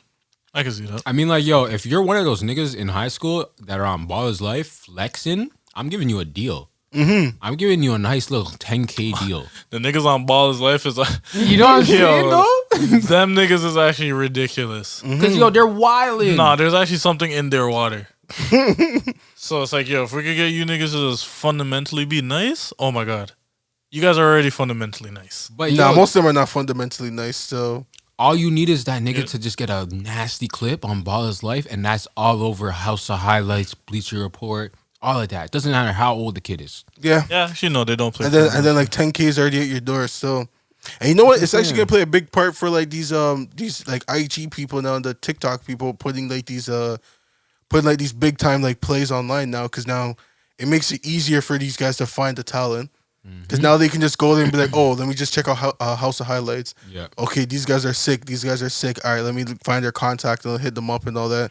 Wait, do you mean like when you mean TikTok people or whatever? Like, It's like when you put like highlights of certain people, like no, I'm saying like, are you saying like some athletes have like their own TikTok and they're getting on like House of Highlights and shit? yeah, like Okay. of their highlights of like them playing and stuff like that.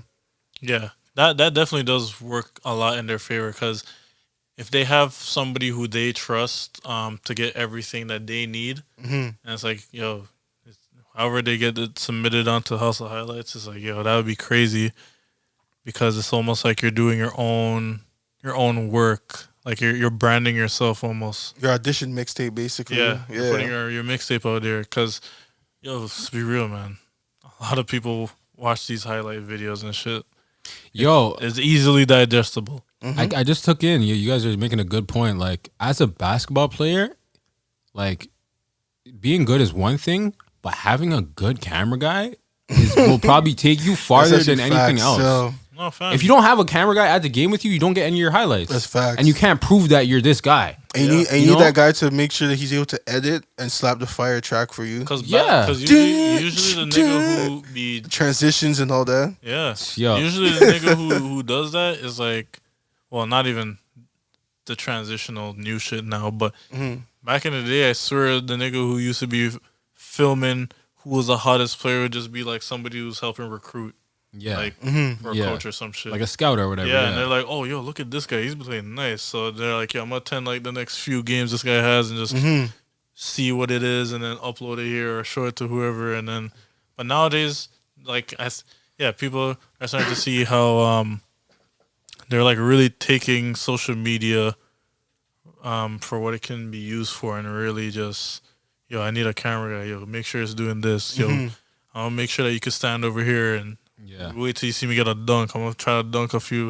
And you can look nice. You can sell yourself. And all it is now is like somebody's too lazy to go to every damn state. Could just be like, oh, okay, I'm on my phone. Oh, this guy's nice. This guy's nice. Yeah. And I just contact all these mans and just fly them out here one time, and I really see who's nice. And if you're shit, go back home. Yeah, I was literally about to say that's the thing though that a lot of people because of that same, like, I guess because of social media, obviously you can just fake it too. Because if you have one crazy highlighted game, then people are gonna be like, this guy is kind of sick. And then you go to his game and like he's over dribbling, pulling up from half court, trying all game to get that one highlight that makes him look like the greasiest guy in the world, you know? And that was LaMelo for a bit, low key. Low key, LaMelo was pulling up from half court, throwing these crazy passes. Well, he was nice. He was nice, but when he was searching for, like, when he was off, he was mad cocky. Like, if you thought he's cocky now, when he was younger, he was cocky, and he wasn't even that nice. I could see the reason why though, because he has older brothers, and they were saying they were better than him. They're clowning him, you know. It's like that translated to his game. Yeah, and you can kind of see like how he's playing now too, where it's like he feels like he's that guy. You know, and he's nice. He's actually nice. He's the best one. He's the best one out of all of them. Facts. I can't lie. However, like I said, he was just the confidence was way different when he was younger. I guess obviously to play in a system is harder to play in high school and college basketball. Well, I wouldn't say college, but high school basketball, because high school basketball is so like it's just freelance. Best player heavy. You know what I'm saying? Like I'll give the ball to my best player and let him go off. Yeah, send him a pick and he's gonna pull or he's gonna attack the basket. Yeah. So that's kind of why like a lot of times people will be like, like some guys are just bigger than other people, so they just body them. It's like, get out my way. But this is a quick side note. I was just reading this as I was watching ESPN, guys. There is a hot dog eating contest tomorrow. The Glizzy contest? Yeah. At 12 p.m.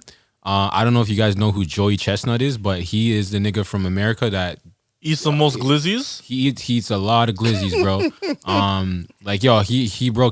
He broke the record last year, I think. And there's also this Asian guy that competes. I don't know his name either, but wasn't he the initial? Wasn't he the original Glizzy Gladiator? This guy loves saying Glizzy right now. Those guys. That's what literally. I swear, last year or 2019, that same nigga who Nigel's talking about, the Asian one. He was going ham, and then the commentator is like, he's the Glizzy Gladiator. I remember that. And I'm like, is he the original Glizzy Gladiator? Those guys, it's 1 and 2. Those guys are always going back and forth. Joey Chestnut, and I don't remember the Asian guy's name, but if I was there, I would have been like, gobble those glizzies still. I would have been like, hot dog eating contest. Nah, son. Free hot dogs. But have you guys watched it? They're like, what they do is they dip it in water. It's so nasty. They dip the bun in water because obviously it's a little bit easier to swallow and chew. And they're just like ingesting the glizzies because they like. Honestly, you could just down a whole glizzy without having to chew it.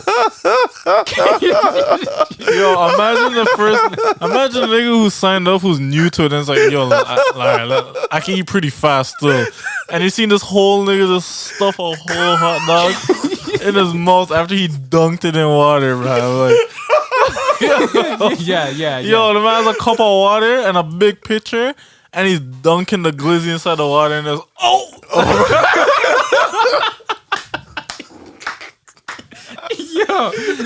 yo, pause. That is so funny. Oh man, imagine being the nigga standing there eating the food and you're looking over like, oh my gosh. Okay, so I was right. He set the world record last year. He ate 75 hot dogs. How long? Hold on. 10 minutes. Oh my gosh.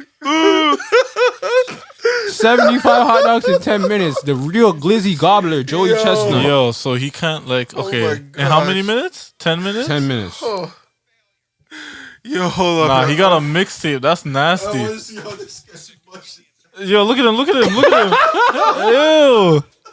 Imagine stuffing it in their mouth. So for the viewers, they have a big cup of water and then they have the hot dogs. She's dunking it with one hand.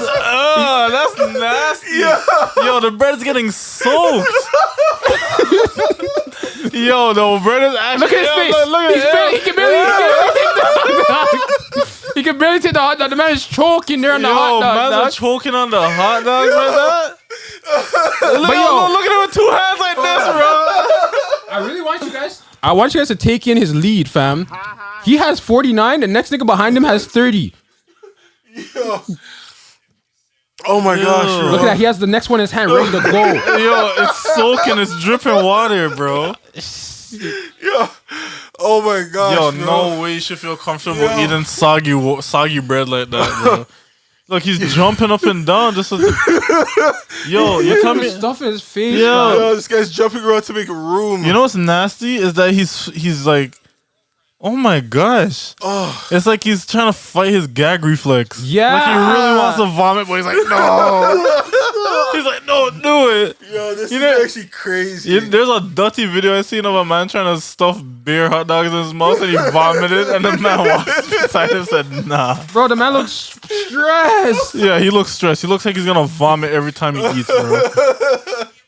Yo, it's nasty because he'll be eating one and his hand is dunking the next one in the water and it's getting soaked up. Holy, bro.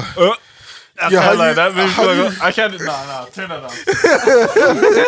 Yo, I don't even know how you even practice that. Yeah, hold on. This speech game is funny, but I want you guys to look at ESPN is nasty. They have a dog per minute counter, and it adjusts as they're eating it. Ew, dogs per minute. This guy. So the man's eating 8 dogs per minute. That's nasty, bro. I was like trying to do the math in my head. Yeah, trust. That's crazy. 8 dogs per minute is about 8 seconds per dog. That's what I'm saying. Like, that's nasty. Yeah, that's crazy. Yeah, that's Bro, but, like I just want to know how you can practice that, yo. Like literally. See, the only thing you can do is eat. Bro, it's just been bare guap for you to buy bare burger, like hot dog buns and bare hot dogs. But I mean, like, imagine practicing for that. You're like, all right, yo, let me get this big cup, fill it with water, start dunking the bread and everything. Bro, you have to that part is like you have to get that acquired taste. Yeah. Cause yo, bread and water is not nice. I can't even think about it, bro. It's not nice. And yo, sorry guys. Hot dog water, is disgusting. Yeah, because you're dipping it. Multiple hot dog cooked hot. Like if you, I'd assume they're boiling the hot dogs, and that's gonna make it the softest. Yeah. And if you're dipping that same boiled hot dog water into the cup, and now you're dipping into that same cup 75 times, that's nuts. Yeah. That's nuts, bro. But I said all this to say the hot dog eating contest is tomorrow at 12 p.m. on ESPN. Man. If you guys want to watch it. That'll be Sunday, so it's like 3 days after the podcast. Look out for my nigga Joey Chestnut. Oh yeah, my bad. 3 days after the podcast. I forgot. But like at least you're calling it from now. Yeah, you guys are gonna see the highlights. I'm just letting y'all know. Like, damn, yo. Yo, that's actually wild, bro. I can't even imagine doing that. If there was a food eating contest you could participate in, I want to know who's the first man to be like, yo, we should probably start doing this, like dipping into water. It was a gif. The man started vomiting and put it back in his mouth. That's crazy. The man just Yeah, the man beside him seen him and said, "Oh God." Are you disqualified if you? You must be, bro. If you vomit, you must be. I would assume. I guess so. that's why he had to just swallow that back up. But boy, yo, like if the food upchucks and touches the table, you're out. No, wait, time out. I think the rules should be. Maybe I'm not a hot dog eating expert, but the rules should be that if I swallow all my food in my mouth, allow me to yak and continue going. No, that's not. Nah, bro, that's not good for bro. you. Like yak on the side. I'm not saying yak right in front of all men. Let me take a step to the side. It's gonna smell all man's. Imagine to see that. No. A man's gonna do a speed vomit, bro. Yeah. I was like, yo, hold up. Oh yeah. That's gonna be a next competition stuff. There's definitely gonna be a man's gonna stuff his fingers in his mouth. I wasn't even thinking about that. That's crazy. I'm too full. Hold up. Oh, okay, give me more.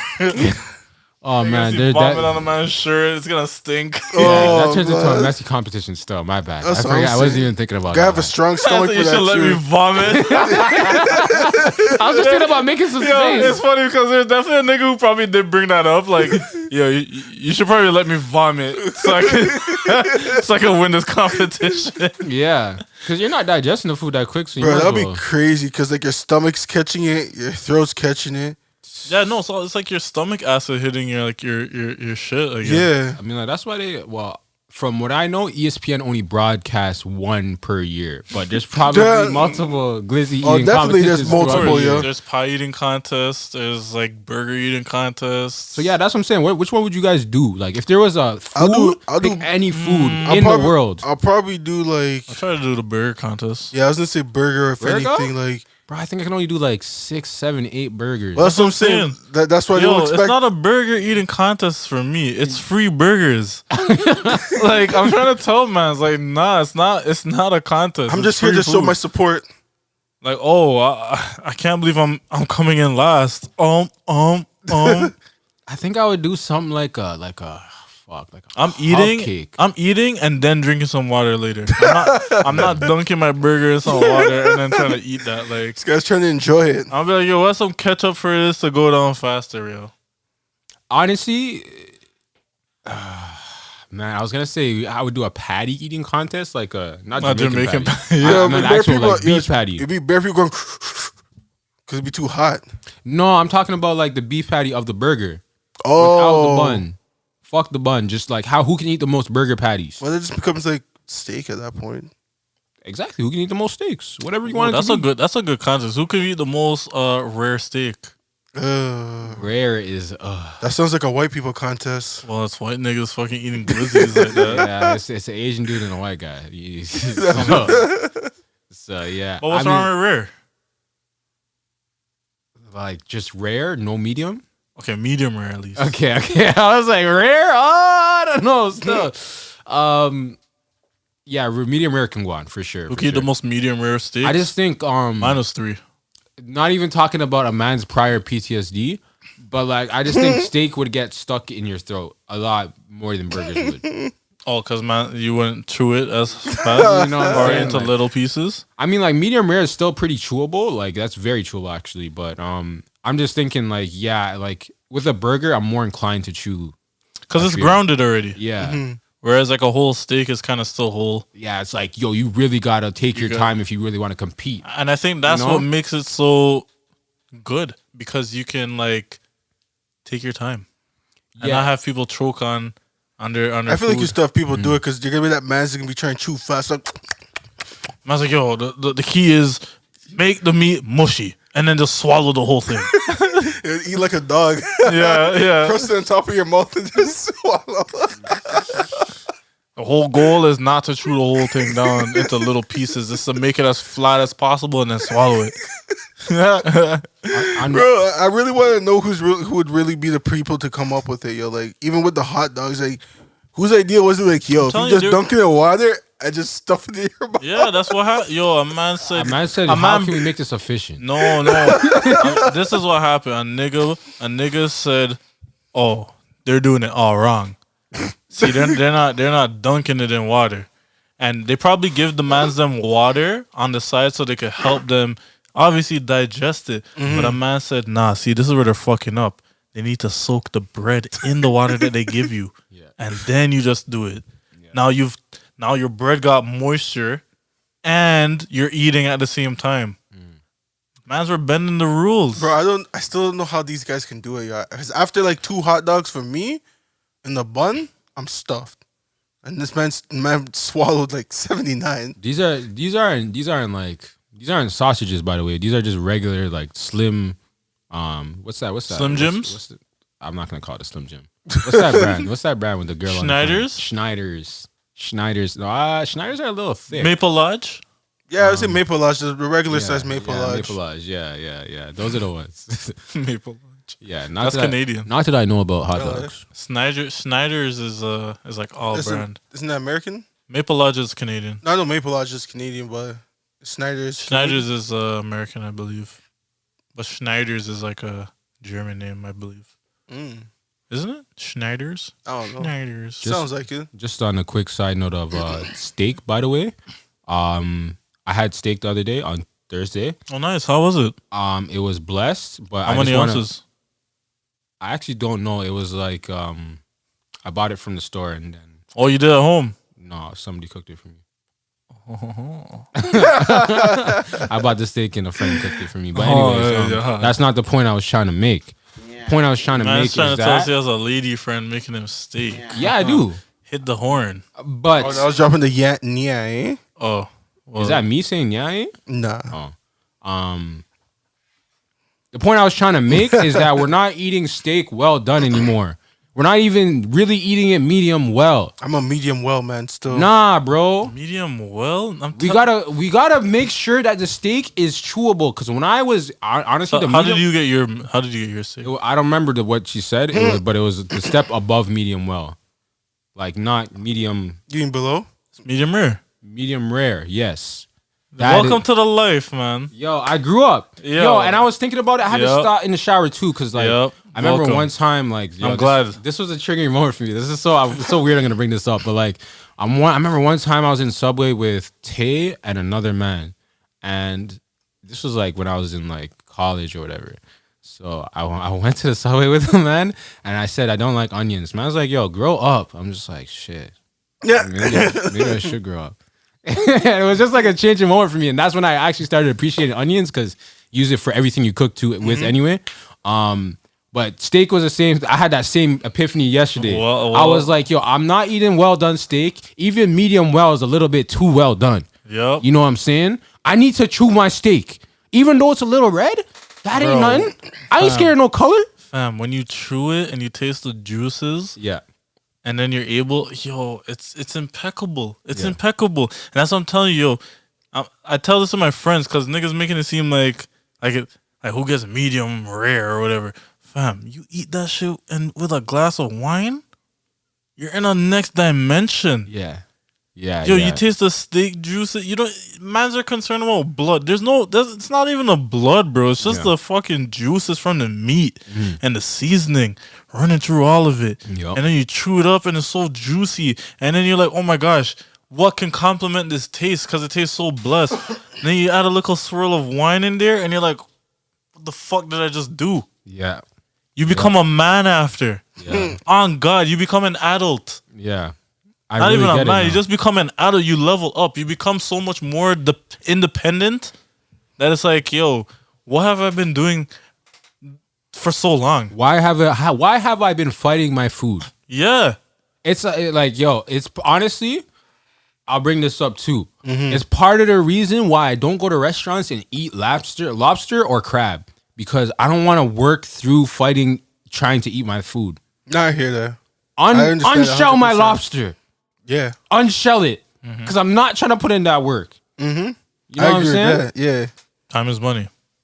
And I paid for I paid for a meal. And yo, I'm going in right now. I'm sorry. I'm going real deep on preach, bro. That's why I don't go to Korean barbecue anymore either. Why am I cooking my own food? It used to be sick. Finesse. It used to be sick, but I'm paying $30 for you to bring me meat for me to cook. Yeah, it's a finesse. Come on. Preach. For what? Yes, brother. I'm not going there no more, bro. Yeah. Especially because, if you get sick, you're the one that made yourself sick. Yes, exactly. Nah, you can't have me liable of me. Trust me. Why am I liable for myself at this restaurant when it's yours? You're preaching, bro. I'm happy that I've woken up, bro, because all this time without fine dining and me not going to restaurants and ordering Uber Eats and things, it made me realize, why am I putting in extra work on my food when my food should come to me ready to go and eat? You know what I'm saying? I'm not putting in the extra work. You're preaching to the choir. I am not. Yo, guys, I'm not going out and ordering or eating lobster. If you see me eating lobster, I'm up. Just know I'm up and I have time to eat lobster. You are not seeing me order a well done steak. If you see me order a well done steak, I'm not in the right state of mind anymore. You know what it is, bro. That's just my public service announcement about food. Bless you. I'm not putting in any extra work I don't need to. I had this thing about food, and I seen it pretty quick. I know you guys don't eat pork. No swine. No swine gang. But I seen something, and it was pretty interesting. We were talking about hot dogs. Andy Bourdain said that, chicken is boring. and that chicken can really be the one that's the most dirtiest out of all the meats. Because, people don't raise pigs like how they used to back in the day, one. And then two, like you don't really hear about it as much as how much chicken can get you sick. Undercooked chicken, salmonella, all this bullshit. I don't know why I brought it up, but it was just along the topic of food. I feel that. And I just thought about I thought maybe I should bring that up and ask you guys, how do you feel about that? I actually have a story on that. That's funny enough. So this past weekend I went to a cottage, and the previous year that we went to, I went to the cottage with the same group of people, and me and another gentleman decided to go to Niagara Falls for the day, and then everyone else decided to stay at the cottage. We were the man I went with was the man on the grill. Like us two were the mans on the grill for that weekend. So basically, the two chefs cut. Just on the grill, just on the grill side only. Like the man's could have made pasta or rice or whatever, all the sides and things. So a man's just like, you know what? The chef's like, oh, don't worry, I can manage this. Man takes the chicken, right? And cooking chicken is a no joke thing. If you're not cooking that for an hour at least in the oven at 380, 400, then you're not getting it cooked thoroughly. Man dashes the chicken on the grill, slaps the grill to maximum heat. The flame is going. Man slaps the barbecue sauce on it. Oh, man. The whole shit's charred. You can't even eat it. Fam, you can't even eat it on the inside. So fast forward to this year now. The grill master's here. Grill master throws the chicken on. Everything's blessed and nice. He notices like, yo, we have bare chicken. We should probably save some for the next day. Next day comes. This girl throws the chicken in the oven and says, yo, Nigel, is the chicken ready? I don't know how long I put it in for, but I know I put it at 400 degrees. I'm like, come on. I'm like, that's such a not a nice thing to play with, man. Yeah, I'm just like, man. I'm like, yo, I don't even want to be the guy that's put in this position of like, because now you gotta sit there. You gotta sit there and watch it now and see, make sure. Cut open. I don't even want to be the man to say like, yo, this is ready, because like, yo, I only like saying it's ready when I'm the one who prepared it. You know what I'm saying? Like I didn't know the time it went in and blah blah blah. And anyways, it ended up being okay because like she put it at 400 degrees for an hour. It could have went for a little bit longer, but like it wasn't like too bad where it was like uneatable. But yeah, I was just wanted to tell that story on the topic of chicken. That chicken, can be chicken. I feel like it's one of those meats. Like obviously, if it's not cooked properly, you can get sick. Whereas like beef, for example, you could throw a beef fucking on. You could sear the outsides. You can sear the outsides and then be ready to go. Yeah, man's are munching beef like rare. Yo, I mean, I know you guys only eat pork like that and everything, but even bacon, you could do the same thing with pork and bacon. Yeah, like you can have like medium rare pork or and all that. I mean, personally, I wouldn't eat it like that, but it is possible, and you can do a lot more with those type of meats than chicken. Like chicken, you leave out on anything, you literally can't use it again. Yeah, unless it's on fire. Yeah, because the bacteria that chicken leaves behind is insane. Yeah. Like, and if it's not cooked right, you're fucked in some type of capacity. Like, I would say no word of a lie, the most versatile meat by far, in my opinion, is pork. It is. Because like, obviously you have all the Italian ways that they do pork, but then you just have like, I was gonna say beef, to be honest. I think it's pork, because then you have all the Asian ways that they do pork. Yeah, I was gonna say well. it would be pork, because like a lot of like cultures, they use a lot of pork still. Like the Asian cultures, as Nigel said, like Italian people, Portuguese people, they love using all that pork, salami, and shit. pastrami, all that stuff. When you go to the deli, there's like 10 different types of deli meat that's pork. It's crazy, yo. So and that type of thing lets me kind of think like, like at what point would it be dirty? You know what I mean? Yeah, I just think it's just a stigma. I would have. Yeah, I got caught up with the facts of the pig. Like obviously, you can tell me if this is fact or fiction, but pigs can't sweat, or they don't have sweat glands. I don't know biology of pigs. I just know that they eat next to anything. Yeah, and they can also eat next to anything. I remember I seen like when I was in Jamaica one time, and I took a dookie on the beach. Okay, you're crazy. And I had to take a dookie. Can we get context of that? Huh? Can we get context as to why you use the beach instead of a bathroom? No, this is not like a tourist beach. This is like a yacht beach. You know what I mean? You're still not gonna give me context as to why. There's no bathroom.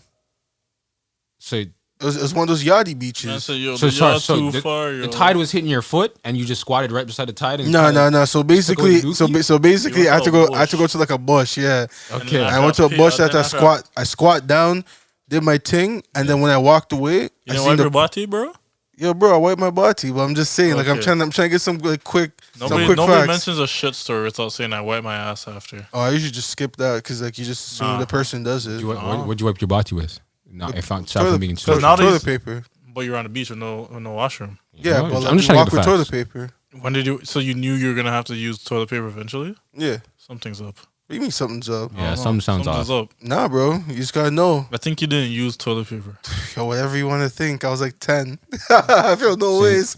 Would you have used your hand at any point in that situation? If I needed to, yes. Okay. Use my thumb. Oh,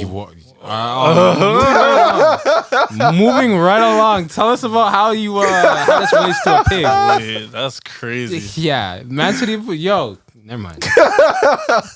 Yo, yo, yo, Mark, yo, you know what that man said? The man say I want a thumb in his butt to Bumba clock.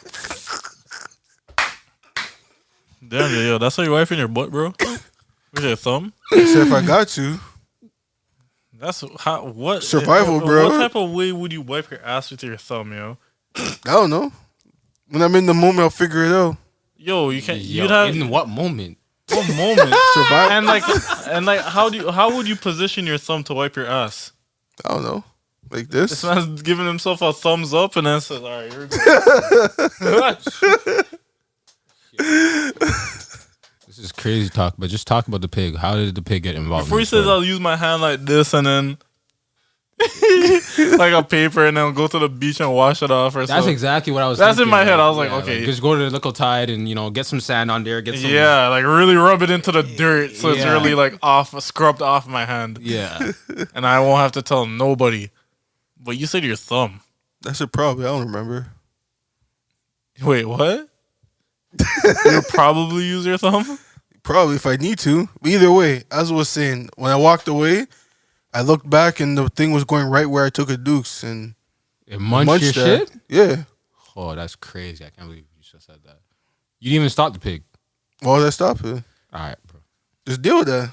All right, bro. I think you should have went. Like, yo, that's kind of crazy, man. I'm not gonna stop a wild pig. Just do your thing. I might could have ate that the next day. Yeah. Okay, listen. Okay, I'm not trying to defend like pork or nothing, but mans aren't eating the intestines of like animals. Nah. What's Like I hear you, whatever they man's eat do or eat whatever. intestines. Man's are dashing the wool of the pig in the pot. That's what I'm saying. What's they're the making intestines soup? is called? If they're making soup, Mans they're are dashing the making whole mans are animal in making the pot. pig soup. You guys are eating pig soup? Nah. Y'all niggas eating pig soup? Nah, me.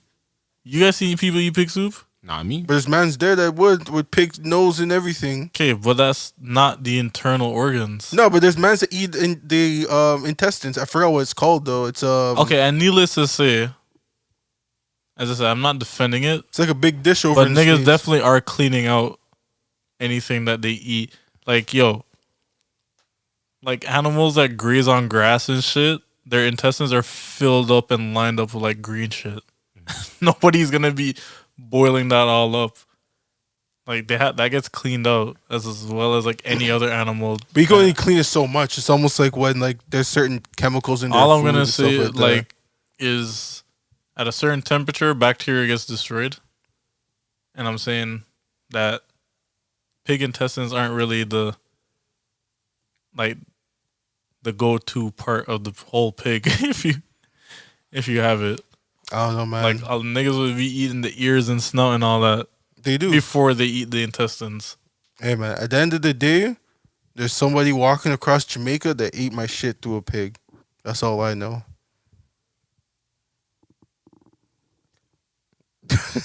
Are you? No, there's nothing more to that. It's just basically it. Okay. I'm ready to move right along on from this topic. It got a little weird. Did it? Yeah, you were talking about putting a. Never mind. I'm trying to move past it, yo. I'm thinking about the future. Oh, we could talk about the fire What fire? in the Gulf of Mexico. Oh, I seen that the other day. Yo, it's as much as that is a bad thing. It's so crazy to see how underwater fires look. Mm-hmm. It is so crazy, and just the way that oil rigging works too, because like you have to just the obviously I went to school for engineering, but the engineering involved into having an oil rig sit on water, but also simultaneously have this long tube that goes down like thousands of feet into the ground is an engineering wonder of the world, you know? It is kind of fucked up though, having that much fossil fuel just fly up into the atmosphere and just boil up. Yeah. I mean, seeing fire on water is pretty fucking funny. The lie? Because it's like it almost just destroys the laws of physics in a sense. But I guess that's what the oil helps, like the fire to stay ignite under there anyway. I mean, fire at a certain temperature can survive water to a degree. Like I know that water molecules end up just bouncing off of like the hotter areas to. Yeah, I'm not like fully remembering all of it, but I just know like hot surfaces basically can push water molecules away. So when you see this, the ocean fucking boiling and a fire literally coming out of the water, it looks pretty surreal. Like, how is that even possible? Mm-hmm. Yeah. And then what's even funnier too is that the niggas trying to put out the water. Put out the fire. They're spraying water on it from the boats. You seen They're that? spraying water from the boat onto the water, bro. Yo, I was like, yo, what are they doing? They can't be spraying water. But it kind of made sense because I'm like, what happens if they get closer to the fire? That area is just a lot more hot, and then maybe whatever is inside of these ships that shouldn't be getting hot ends up getting hot because of the temperature of the water. I just feel like it's dangerous because like It is. It's a fucked up situation. So on a I guess a chemistry level, the gas will sit on top of the water. Mm-hmm. Yeah. And so like it's just gonna start to spread like horizontally on top of the water rather than like being like a. Are you saying the fire would spread? I'm saying the fire is gonna spread on top of the water because the gas is lighter than the water. So I'm saying it's gonna spread out wider. It's gonna be a wider range of. So you're saying maybe that's why they're just spraying the water around the fire to try and keep it contained in a like an area. That probably does make sense because I was like, yo, they're definitely not hitting the fire. Yeah, I'm like, yo, you are nowhere close to the fire. I thought I was the only one tripping off of that. I was like, what? This doesn't make any sense. Yeah, I'm like 4 ships are spraying the outside of the fire, but then as I you guess said it's just that trying to it does contain it, make sense, basically. like containing it because Yeah, you're trying to keep the gas in one area. yeah. Because like How the wind fuck is would- blowing it too, so like the wind's expanding the fire and all How that the stuff. fuck would you even like shut that off? Because it's an oil rig. Yeah, I don't know. I actually don't know how oil rigs Because really work. In my head, I'm only thinking at that point, wherever they drilled into, now that thing is probably just like exhausted. Like there's nothing left in there. It just all got burnt up. Yeah. Because that was probably supposed to serve a certain amount of time. Mm-hmm. But all just got burnt up so far. Yeah. And I was like, in my head, I'm just assuming, would they have to wait until that thing is done burning up? Yeah, basically. Because like it seems to me like there's no way to kind of just put that out. Because like you can't really just use like certain foams that like you use to like contain fire. Because like it's the ocean, you can't be leaving that. It's gonna be polluting the waters if you do that. You know, like the oil's already doing damage to it. You don't want to throw more chemicals and stuff on it to ruin it even more. Man, all I know is this shit just looks even more funny. Not funny, but like fucked up in a sense of like, yo, we're already hearing that we're fucking up the earth, and then when you just see shit like this, you're like, like yeah, we're really trying to put ourselves in a pit right now. Like Basically, man's just trying to make things a lot more difficult than it needs to be. Like, yeah, you remember the BP oil spill? That was insane. Yeah, that was crazy. Like that was so. Is that it? Nah, this isn't the BP. This is the oil spill though. This is like the same one. This is the one, yeah. This is a different video than we watched. But yeah, that's the oil spill right there. Fucking portal to hell. Yeah, it literally looks like lava in water. Yeah, I seen the video for that one. I was like, it looks mud. It says, okay, so I actually reading this article, and it said that the oil production facility accounts for more than 40% of the company's 1.7 million barrels of daily production. Damn. Wow. So, and the fire reportedly began in an underwater pipeline. But the specific cause of the leak or the gas leak or fire is unknown. Yep. Of course, it's unknown. Because I don't think we've ever seen that type of shit before. I mean, it's probably happened, but The first time we're actually seeing first it, like, time on seeing camera it, and stuff like yeah. that. Like, and I would assume it's not a common issue because if it was, then this This is would have probably been like dealt with. code red level 5. Yeah, like on some Chernobyl shit. Like fuck, like this is only supposed to happen if somebody fucks up. A lie, someone didn't show up to work that day. Or something, just some type of anomaly in the whatever. 'Cause I just can't wrap my head around how that would happen. Like, did something just burst? Somebody pumped too much extra, and it just too much pressure on something, and it just caused something else to break. And because them oil rigging jobs are actually ridiculous. Have you seen videos and shit? Yeah, it it's almost tough. looks like nonsense. Like, what the fuck are you doing? Putting a chain around something and making it whip around some next shit, and Yeah, It's like- it's crazy because even that's what I was saying about the platforms. The platforms are not like it's not like something that's sturdy. It literally kind of floats on the water, I but it heard- has supports. like the bottoms of it are like all cement, isn't it? Yeah, but it's still like technically floating. Yeah. Because like otherwise the waves would just run through that cement with no time. Yeah. But it's just like that Oregon shit. Like those niggas get paid because you're risking your life every day. Oh, literally. 100%. Nah, I see. You should see a video of these mans, just two mans working that thing. It doesn't look like they're doing anything other than just making sure this thing runs the way it's supposed to run. Yeah. But it's so fucking. It's like the super definition of manual labor. Yeah. Like nothing's automated. Like it's two niggas making sure that this shit is like doing it right. And the way it looks, it looks so outdated. Yeah. Like Yeah. it's super outdated. Like I would expect niggas from the 1900s, super early 1900s, just doing that type of shit. Yo, this is okay. This is kind of off topic, but also kind of relevant because like I'm just thinking about the engineering aspect of like having an oil rig and bringing oil from the fossil fuels underneath the ocean floor to the Earth's surface. That's kind of like, did you guys know that our internet is actually connected through a wire that Under goes the wa- across the Atlantic Ocean? Yeah. Not even know that. There's a big wire that goes It's a across the dirty entire wire, yeah. Atlantic Ocean over to like Europe, and that's how we're like all kind of. I don't know where the exact place where the internet like is located, but That's where all the cables come from that spot. That's actually funny. Yeah, Like it's literally like a bunch of, like as you said, a bunch of cables literally just running across the earth. yeah. And it's like, yo, it's the only way we can get internet. Nah, it's a one dirty cable. Like, It's one huge cable that's Like- like wrapped around the earth enough times, Yeah. fam. It's crazy. Like I didn't even know like that's how it went. I thought at one point it was just like, yo, we're just gonna wirelessly talk to each other. Yeah. But then I thought that was more efficient. Like each continent has its own like internet hub. But for the apparently fastest there's one internet. optimal thing, it has Has to to be go hardwired. through. Yeah. Yeah. Like it is no. It almost like it's funny how we almost kind of created like this kind of witchcraft kind of shit where like you could just think that it's all wireless when really it's coming from it's being One hard powered. wire. Yeah, it's coming from one end of another wire, and it's like just two big ass transmitters or some shit just feeding that all over the world. It's basically like all the companies have like splitters. Yeah, Like everyone has their Yeah. own splitter. It's like, all right, we're gonna get this internet, but we're gonna upgrade our splitter.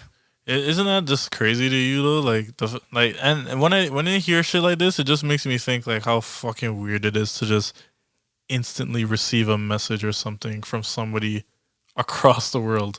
Yo, shout out to like honestly the world leaders at the time that really came up with the concept of making sure the internet was something crucial because putting a cable from Canada to like the UK, or even like Australia to like Japan. It's mud. That's far. You know what I'm saying? That's some far shit. Like, and to be able to think, like, to have the foresight to think, like, yo, We gotta find a internet- central space. the internet is the next biggest thing, and Yeah, we need to next make sure this biggest happens. thing. Yeah. Like that's believing in something that you have no control over or don't know how it's gonna be. But the downside to that was that they monetized something that shouldn't have been monetized because it's such a free service. It's It's a free resource it's essentially. almost I don't know, I 'cause, think like, that's the after- scary part. because is after that how hearing about that internet is a cable's resource. different. You know what I mean? It like is a a le- resource. Like people need it. That's what I mean. It's not like just electronics. Yeah. Like the internet is the resource. Yeah. It's not even like your phone. Like it's a source. It's a kinda. device, basically. It's but a device, but the necessity aspect of it is the internet. Yeah. Like the internet is technically free. Like you can access it, obviously. You just need a device. You need a medium to access the internet. That's the problem. You can't just like. Because not everyone can connect to that big giant wire or that big giant hub. Well, I'm saying just like somebody's paying for it in some way or another. Whether you're on a free hotspot or you're paying for the internet yourself at your home, somebody is paying for that internet service. Yeah. And that is what I'm saying is the bigger problem. But sorry, that got a little off topic of the oil rigs. Just to say, I was just saying like, yo, it was just crazy, like the engineering marvels of the world, like that we're doing shit like oil rigs, and like we were talking about Tesla before with their big battery. Like Tesla powered all of Australia with that battery that he had. It's just crazy to see like the wonders of the world that we're really innovating now. And like Nick said it right though. Like, what is the next innovation, I guess, in the oil rigs? That is a very like dated idea to try and, I don't know, have this long tube come from the surface of the earth on top of like a platform and then go all the way down in the middle of the ocean. I guess the innovation is just going to come when like we start using it less, you know? And Like I guess not the needing as machine in much. itself has to be energy efficient. Yeah. And that and it sounds almost Too good to be true. like is redundant the right word? Because it would be the kind of force it would need to like. It's kinda I guess, like- to do that. Once they get to that point, Oh yeah, it is redundant. Yeah, I get what you're saying. Because if you're at that point already, then you don't need oil anymore. you don't need oil. Yeah. So why are we making energy efficient shit? Like, Ah, okay, I get that. Wow, that makes sense. so it's not gonna really like. So there's no point in changing something that is already dated. You might as well just keep using it. You might as well until keep using it. it really becomes dated to the point where we don't need it anymore. Exactly. Yeah. Okay, I get that still. Like at first I was gonna try to make the comparison of like how windmills have found a way to be more efficient, Yeah. you know? Where instead of having multiple fans or whatever, it's only 3 and they spin obviously when the wind spins or whatever, but I mean with the wind powered. Yeah. But it has evolved over time to be more efficient and be create. But with these oil rig things, I don't think it could be more efficient because, as you just cleared up, it's already there would be no point of it being efficient if if the whole goal is to be efficient. Yeah. You know what Yeah, I on mean? the grander scale of things, we're trying to be moving away from We're that. moving away from it. So Yeah. to make that efficient is pretty funny. Yeah. Well, in that case, I think we're gonna have to wrap it up because Then you saw the time and they're like, I saw the time and I was all like, these holy. niggas stop talking. Yeah, you're not trying to have an extended episode. I know you have a few topics left. Let's get one more in. No, we got the good, what's it called? I'm trying to smoke. All right, yo. All right, so everyone's good with this episode, so we're gonna close out. You guys have yourself a good one. Thanks for listening to Manzar Mossin podcast episode 30. Okay. So we're in Yeah. our dirty 30s now. We're not dirty 30s. We made it through the 20s, guys. Oh my gosh. Yeah, the roaring 20s. Now it's on to Dirty 30s. dirty 30s. Damn. A what? I was gonna say thundering 30s. Not Thunder. feeling that still. Sounds like I'm dying. I'm not trying to be Uh-huh. dirty and 30 though. Oh, shout out to my cousin Javel. You just turned 30. You know what I'm saying? Alright, shout out to him, yo. Shout out to Vel, bro. That duck finding the other duck. Yeah, BRT weekend. BRT weekend, yo.